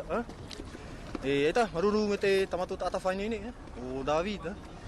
Et me eti oti, era petit mahana to. Apadu au ferurira droro. Fa api te pupu hati tanoi pro te umai na te huba. Me fa api re na tamato tata faini ni pra fe api. Te api ra na mina hari aro i te ara te. Aro no taria, Paite no me tatara hoi no e ano chari trafaito. Ai tira hope ana nei rutu wa hau. Teria ana nei rutu tapera e do tira I bora. E ai te tomato aruru me te fatu e tamato tata faini ni tamato patron, tata reiro. Tano maruru. Maruru me te sal. Voilà quelques informations. Yeah, nice work from that Shell Va crew. We don't have results of a fourth crew coming across the line yet, which is pretty impressive that these top three, like you mentioned earlier, Micah, we've been calling these three crews pretty consistently, and as you can see why, they have a gap behind the next couple of crews that are coming in now. Not totally sure if these are going to be part of this senior or open men's, or whether this might be that masters divisions at 40s and 50s, but this is quite a gap. If you look at the time up above, it was a 3:04 to a 3:08. This next group of canoes are going to be about 4 minutes behind, and we're looking for Team Hawaii somewhere in the mix here, and there they are coming around the point there, kind of on that lower third. There they are. Ninth place currently. Again, having a really good race, not too far behind. Definitely a lot of opportunity to make up that time frame there, but it looks like coming in is going to be your remainder of your top 10. And yeah, so look at the next finishing crew. Fourth place is going to be like 7 minutes, 6 minutes. 6 minutes, yeah. Quite behind us far. Quite That's a distance. And you're talking half a mile to a mile in separation. And when you're those top three crews, it gives you a chance to maintain. You can actually reserve, and you only need to watch out for those three. In a sense of day two. Right. And so now at a certain point, more than just having to go, I guess for lack of a better words, all out, you can cover a little bit, right? Right. It's a different strategy in your racing. Yeah, and I think these three teams know what it's going to take. So even this, EDT, Va'a, and Poporateo Imanu, they're still beating the record. Yeah, which just is testament to how fast of a course it was today. Nothing's... paddling a fun race with some good paddlers and really having a good crew in there is great. But, man, when the conditions line up for you, shucks, it just makes it that much more enjoyable. Just goes to show, like you said, day one was filled with a lot of downwind swell, and racing was absolute joy today. Team OPT smashing the record, as well as these top five crews, all beating Shell's record in 2010 of 3 hours, 11 minutes. So again, that average time is usually for all of these racers was averaging about 3:30. So, just the fact that they could race and break almost 3 hours is incredible. Top five guys breaking the record. That's pretty impressive. And so the other half of this, what I like about this race too is, now look at the texture on the water now. Yeah. So the thing about Hawaiki Nui Va is, because it's 3 days, because there's 3 different courses, it offers you a lot of different looks, not only in distance, but in conditions. Now, of course, we can anticipate with this wind, if it holds on for the next couple of days, that run to Bora Bora on the final day is going to be pretty fantastic, if the current is correct. But now tomorrow, as they're racing kind of a flatter race on the inland part, in nearshore parts of the lagoon, instead of having nice flat water to paddle with, they may have a little bit more texture on the water, and that could be good or it could be bad. It could disrupt your flow, or it could be that little extra that you're able to kind of milk out of it and make some headway. Right. So, and that's really what it comes down to for a 3-day course. It's just understanding a little bit of everything. Also changing out paddlers. You're going to be running with a different crew. Most of the steersmen will do all 3 days. Yeah, you rarely see them kind of rotate them. So big props out to steersmen that are going to be running 80 plus miles and in 3 days, and you're talking about 10 hours of racing. Yeah, it's impressive. And just the amount of stamina, physique, endurance, and physicality you have to have. I think those are the obvious elements. Sure. But anyone that's steered even just a long course on one day, keeping your head in the game mental space is huge. Is not something that's easy, and I think is as much of a skill that's developed as the steering itself. It's just that's keeping yourself, and some people have that, and some people are a little bit more ADHD. They're like, oh, look at this, and it's there's times where you're just like, okay, get back in it. But after 5-6 hours of steering, you're kind of just like in a trance, and the overall conditioning allows your mind to wander. Sure. And it's those guys that can really stay focused, drive that crew, and it's often that crew, all 5 in the front, feed off of that steersman. Right. So that's why going into day 2, for example, I mean, there's a lot of clubs that maybe have up to 12 guys. There's a handful of clubs that are running only on 9. So you're going to have multiple guys running 3 days. And again, multiple guys running 3 days, upwards to 10 hours of racing, 80 miles in total. It's just why we think this race is absolutely the pinnacle of all races.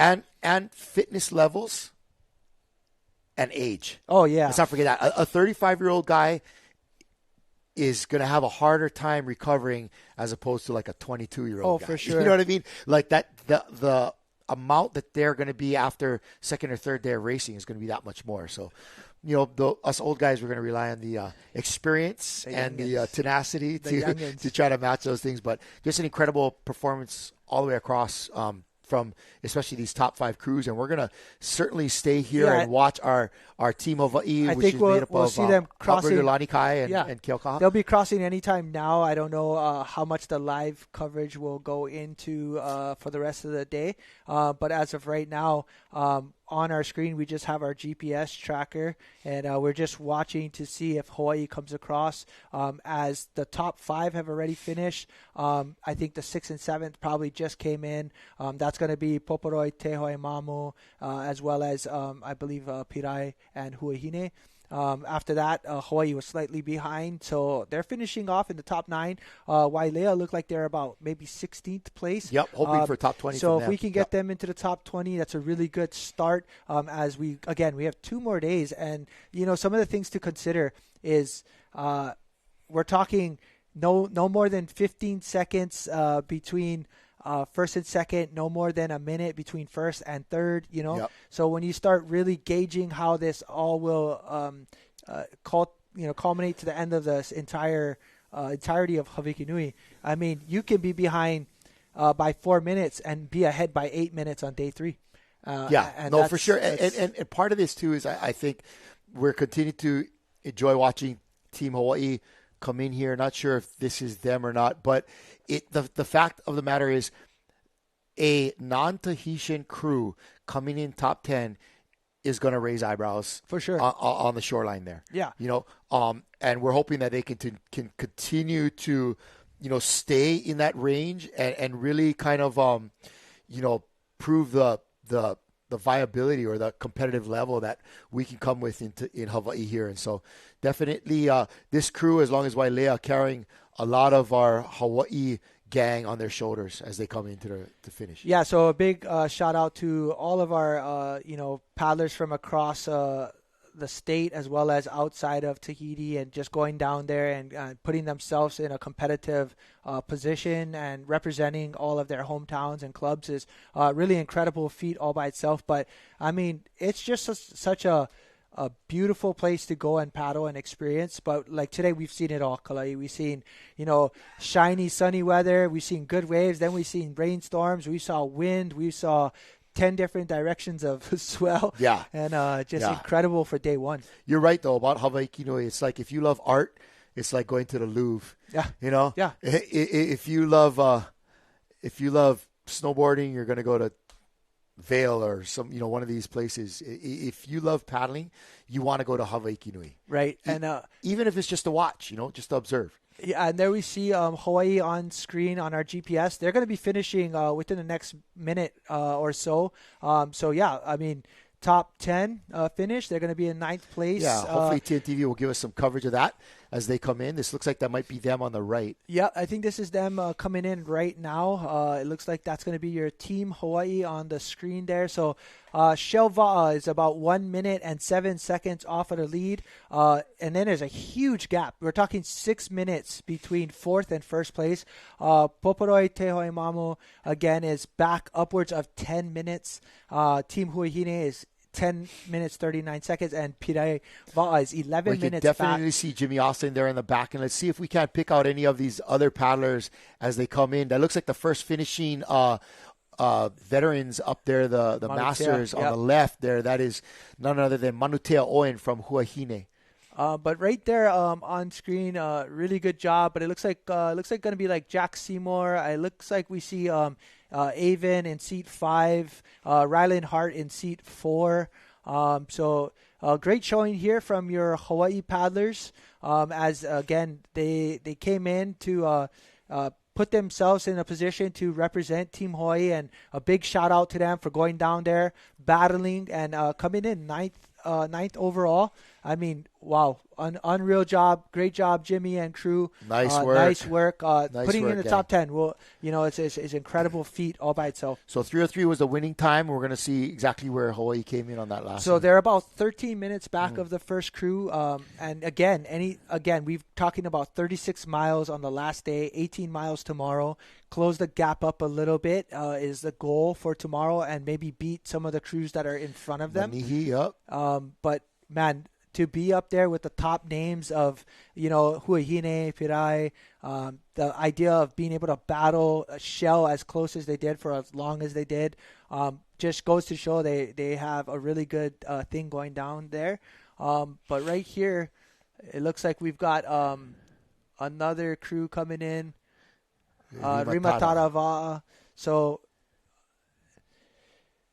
again, we are just really big shout out to TNT TV for bringing us this live coverage, allowing us, Ocean Paddler, to be able to showcase this for all of our English speakers around the world. And, just really something we love talking about is paddling. And really good job, Vini Va'a here coming in. Looks like rounding out your top 12. And some of these are actually going to be mixtures of your, veterans. Yeah, 50s. Might have some of the older crews in there as well. And we're going to try to get a recap on the finishes, none other than Kevin Saran Jerusalem on the left of your screen, steersman for Huahine Va'a. We're going to try to get some results from the junior Va'a and Wahine races back up before we close out the broadcast here. But yeah, so Kalai, for people that tuned in, we've got to watch a really exciting day one. We got to see everything, some really excellent paddling as well as clinics for us if we wanted to watch visually. Yeah. We got to see unreal steering, a great, just a big shout out to OPT for breaking the record. Even though about 7 other crews did. They smashed the record, bro. They absolutely made this one a record that's going to be hard to break. Looks like Wailea coming in right here.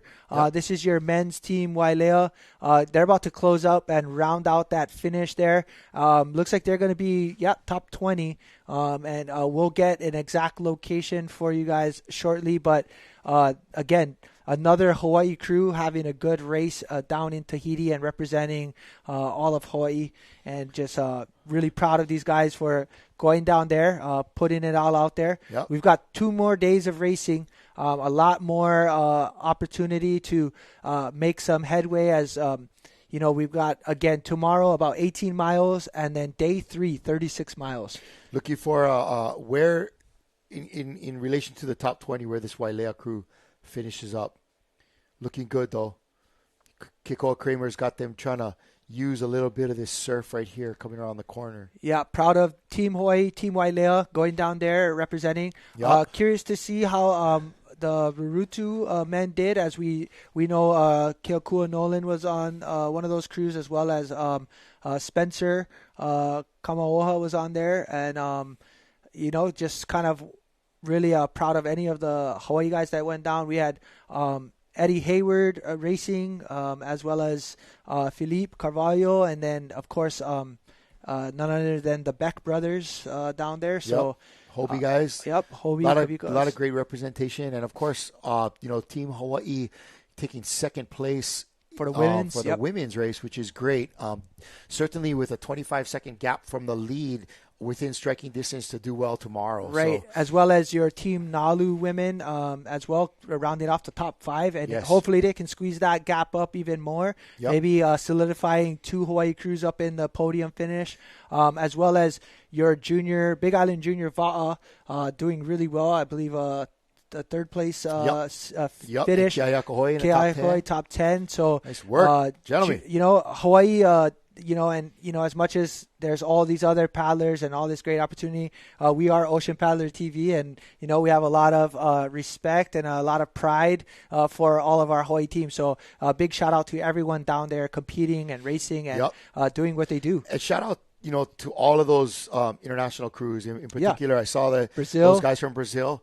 Those guys are out there, kicking it, working hard, and they put together a great race today, and really just a signal or a beacon shining from the southern hemisphere down there, South America, that, man, the Brazilians are coming. They really are getting into this Va'a culture thing, and they are doing really well down there. Yeah, here we see again Wailea rounding out of our Hawaii teams here for the Open Men, going down there battling again the best of the best, and putting on a really good performance, as they're going to close this off, and we'll get an actual positioning, and then we'll see what the time frame is.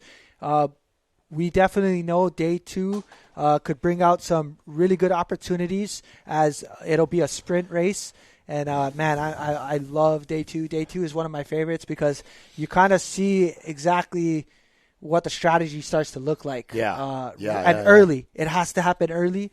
So day 2, we'll recap day 1 shortly, as we're gonna watch this finish here of this crew here, Wailea. Nice drone shot from Alex. Check this out. I mean, look at this view. This is Raiatea, right? Yep. And then in the distance there is Taha'a. So tomorrow they're going to be racing, a little bit in the lagoon here. Yep. Then across to Taha'a, which is not much of a channel. Nope. And then along the lagoon inside there tomorrow, right? About an 18-mile course? About 18 miles. And again, it's going to be more of the texture, kind of similar to this inside lagoon. There is a small little pass that they're going to transfer from one island to the other, but you won't see much. And then you'll see them travel inside of Taha'a for a while.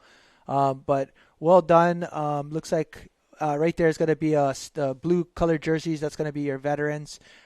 This is another crew there, and that's going to be the Rurutu senior men. That's got Spencer in there, as well as Keokua. 318 on the bottom of your screen. Keokua Nolan. Ninth place with a 318. Well done, guys. Awesome to see a couple of our Hawaii boys in there in seats 2 and 4. Right on, guys. Kua as well as Spencer in there. Nice work, boys. Good to see Kua. What a great guy. I love that brother. He's so cool. Yeah, great. What a cool spot to finish your race. Look at that. All the Va'a lined up on the shoreline. Sweet. Yeah, so guys, if you're watching, on the bottom is going to be your top crews. So day 1 has just started to finish, as all the crews are starting to cross now. Team Hawaii coming in 9th place there. That's going to be your mix outrigger, Lani Kai and Keokaha. About 14 and a half minutes off of the lead. They can close that gap up and maybe even get it a little bit closer, and maybe even move a position or 2 tomorrow, as well as moving into day 3. But right here, we're going to have watch the rest of our finishers as they make their way to the finish line for day one. So a big shout out to, again, TNT TV, as well as Ade Tahiti and ShopOutrigger.com for, bringing us this live simulcast with all of you today. So thanks for tuning in. We hope you guys got to see a lot of great paddling. And again, Team OPT for smashing the record. Oh, man, what a day. Yeah, what a day of racing. That was exciting to see them get in there and just, kill it, man. What a great day of racing, too. It really seemed, that start was nice and calm, easy to get going, get everything out there. As soon as they hit that ocean, man, it was really delivering some nice water from them. Do you feel at this point, after having witnessed that there was much of an advantage to a more northerly line?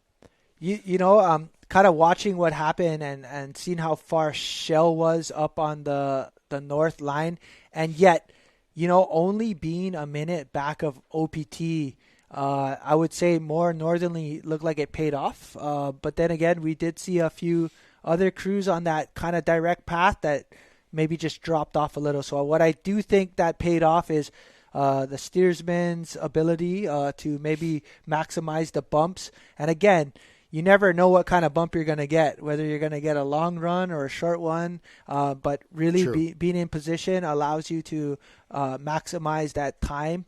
And you know what? It just goes to show what kind of levels all of these paddlers are at. That northerly line seemed like there was a little bit more obvious bump happening there. But, man, straight down the middle, rum line, those other two smaller swells were coming together nice to provide some peaks for them to drop into, and it seemed like more than enough if your crew had the drive or the aggression to get in there and make it happen. So we've seen a Team Hawaii in placement actually get into the top 10 recently, but overall on the 3 days we haven't. So it'd be interesting to see if we can see some of these Hawaii crews put a little bit of maybe emphasis in moving up or, squeezing the gap. But it'll be a good challenge over the next 2 days. Oh, yeah, these boys are working hard, man. They're always trying to squeeze that gap for sure. These guys are always, going back to the drawing board, looking at what they experienced today, kind of putting together a game plan for tomorrow. Yep. Mapping out with the coach about what's the personnel calls for the next day, as every other crew is going to be doing as well. But yeah, Wailea bringing this home right now, think to themselves, "Whew, that was pretty far." They actually had a pretty good line too. They carried more of that rum line too. So they had a good race. To be able to close it off this way, we'll see where they round out in the end of their race. There's still 2 more days. There's a lot of more opportunity to make that happen. But there's your top 10, leg 1, seniors. Man, really good job. Again, top 3 crews, no less than a minute apart from each other. 4th down. We're talking 6 minutes, Kalai. That's a big gap. You're talking 1 mile. Yeah, it's basically going to be for the race in general, as far as this open or senior race. It's between these top 3 crews. Yeah, I think you could see maybe some little bit of a squeeze, but EDT 40s right there, and then Tamari'i, Noiarue, those are your top 40s crews there, as their time was 3 hours and 20 minutes.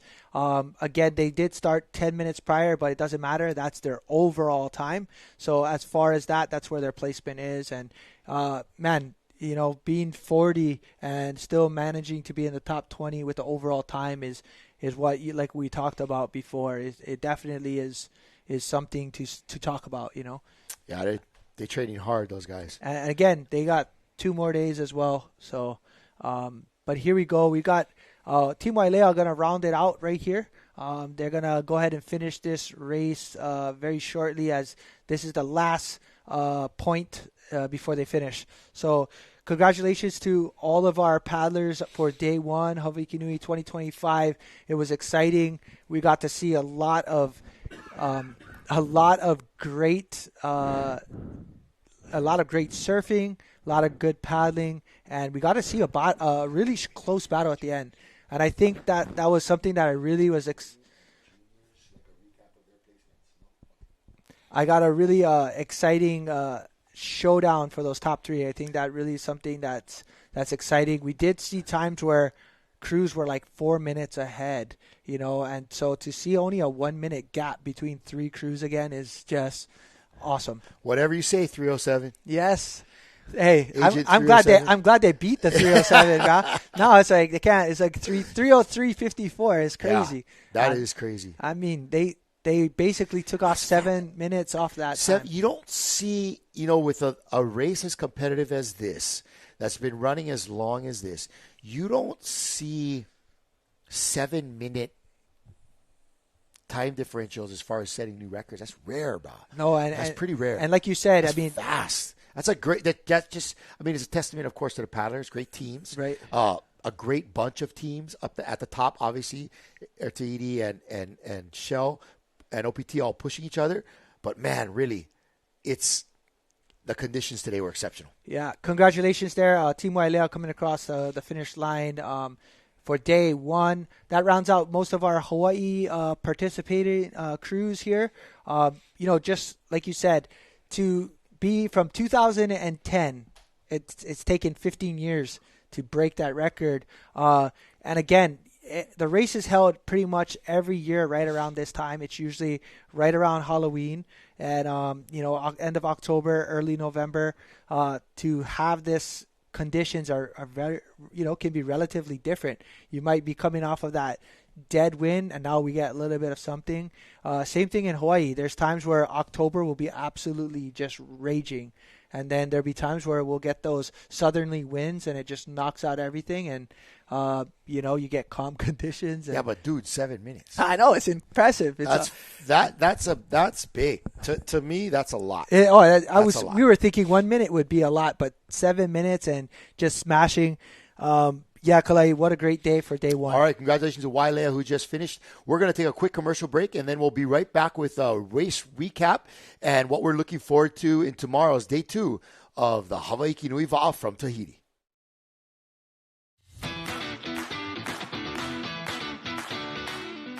This special simulcast in English of the 2025 Hawaiki Nui Va from Tahiti is made possible by TNTV, Tahiti Nui Television, Are Tahiti, ShopOutrigger.com, Ocean Paddler TV, and these great supporters.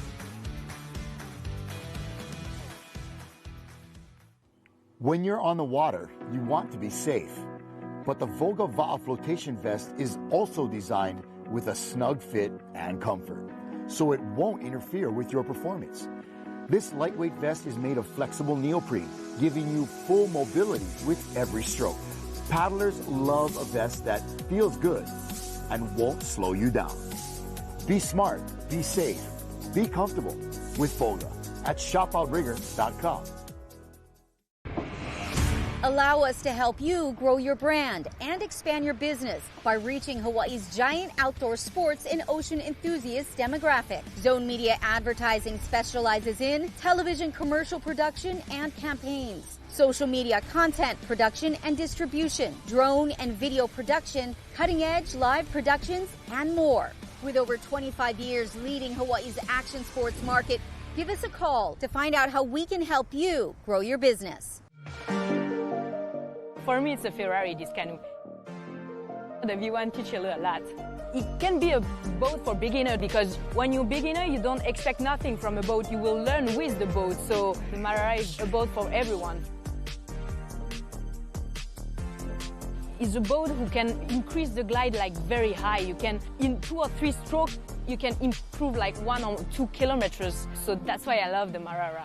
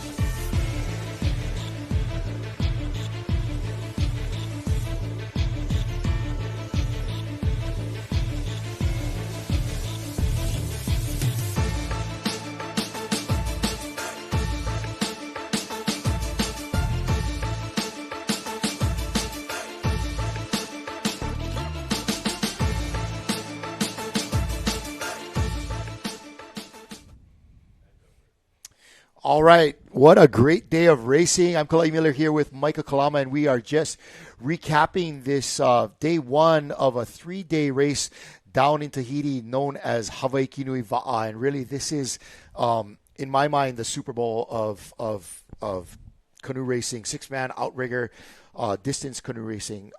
There were several races that happened today, but the premier one was the senior men or the open men's race. Today, again, was day one of 3 days, roughly a 28-mile race today.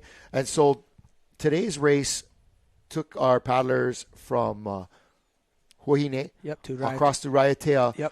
A little bit of inside in the beginning, a great channel run, and an incredible finish with amazing times. Yeah, so we got to witness Team OPT breaking a record that stood for about 15 years, 3 hours and 3 minutes and 50 some odd seconds. It's just incredible. Breaking it by 7 minutes is just awesome. That's unheard of. And not only they did that, about 7 other crews broke that previous record. Just goes to show the course was extremely on fire as far as the downwind, the wind section, all of these paddlers having a great opportunity. But yes, that was the premier race, but we saw some really good highlights and got some feedback from all of our Hawaii crews.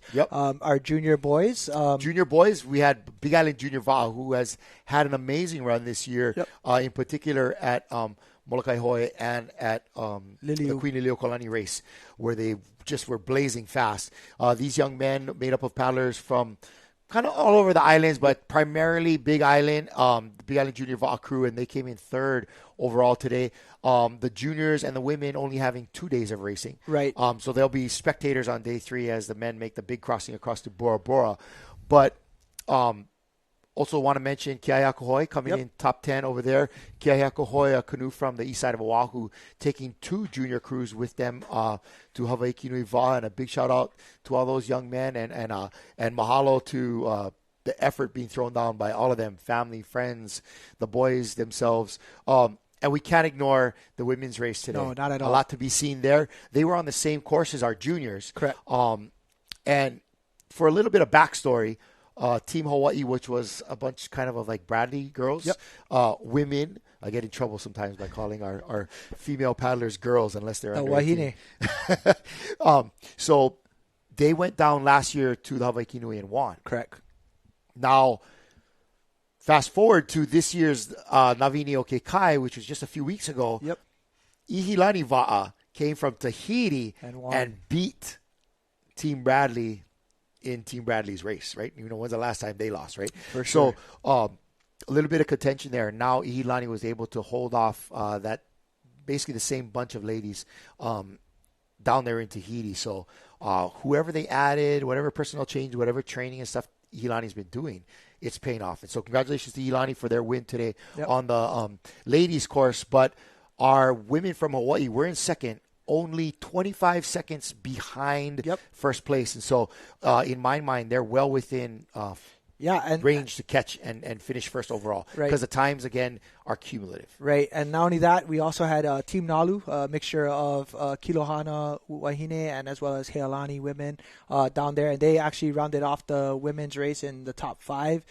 They as well have a great chance of potentially breaking into the podium. And who knows, again, day 2 is anybody's race. They do have a different course. They will be finishing in Ta, but different course line as well, different start times and things like that. But man, just a big shout out to all of our women paddlers down there. There is a handful of junior women down there as well, and they were integrated into some other Tahitian crews. So again, the growth and international side, meaning us from Hawaii or Brazil or Australia or outside going into Tahiti and competing. Big congratulations to everyone for day number 1. But let's not forget our senior men. What a big showdown we had in the senior men. Yep, and shout out to Team Hawaii, which, as we mentioned, was made up of paddlers from Outrigger Canoe Club, Lanikai, and Keaukaha, steered by Jimmy Austin. They had a great 9th overall finish, got into the top 10. Good job, boys. Mahalo for that effort. And then Wailea also put together a great showing today. I think they're just outside of the top 20. Yeah, they're just outside, but we'll get a live update as we kind of make sure everything's official. So kind of looking at day one, just a quick little inside recap. That's what we had. So we had some junior crews, Wahine crews, and some of our men crews from across the state. And, again, we've gotten a lot of shout outs online. So if you guys are tuning in, day two is a sprint. We're basically starting off in Raiatea, going outside of the lagoon, slight across the channel, but right to Taha. It's right there. Right there. And then after that, it's just a race to the finish line. We call it the sprint for day two. It's a sprint leg, about 18 miles. Get that map up. I mean, it's going to be impressive to watch day two because, again, another set of strategies that need to be implemented. But day one, Huahine, all the way into Raiatea there. And then we're going to start from Raiatea, go across the lagoon and into the small channel to Taha, and then basically around all the way to the north side. And, this race, day two, that yellow line that you see on there, again, is the sprint leg. Yeah, it's only about 18 miles. And then you can let it roll, Christian, if you want, and we'll go into showing you what to look forward to on day three, which is going to be Friday. Oh, got to start again. Sorry, guys. It's okay. So day one. So that was day one, roughly 28 miles. Yellow is day two. You can see how it's all inside. So flatter water. Wind will still be a factor, but not current and waves as much.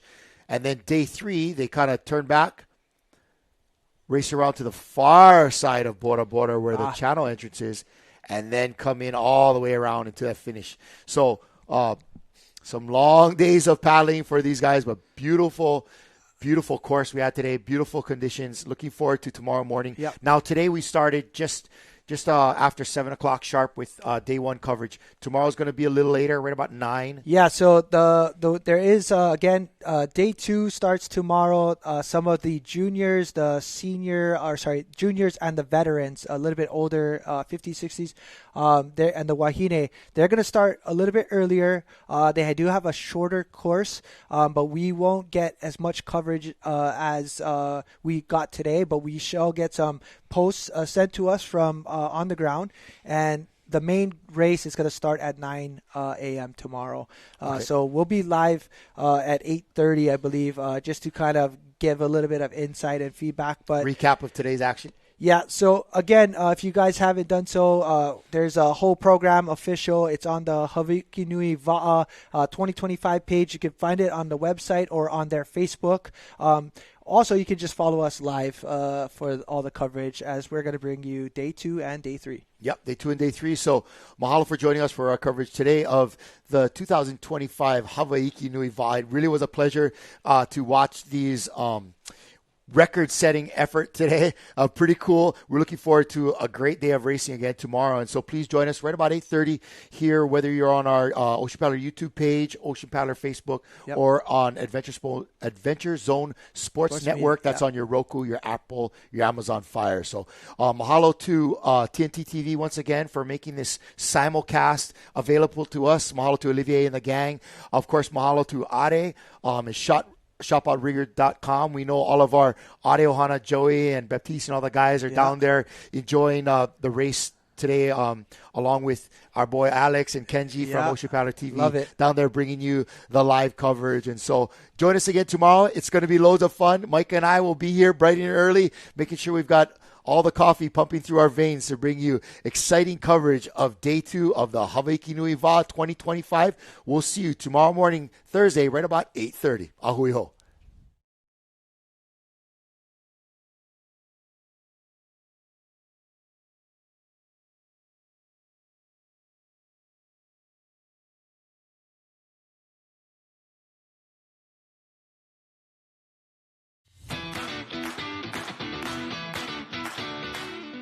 This special simulcast in English of the 2025 Hawaiki Nui Va from Tahiti is made possible by TNTV, Tahiti Nui Television, Are Tahiti, ShopOutrigger.com, Ocean Paddler TV, and these great supporters.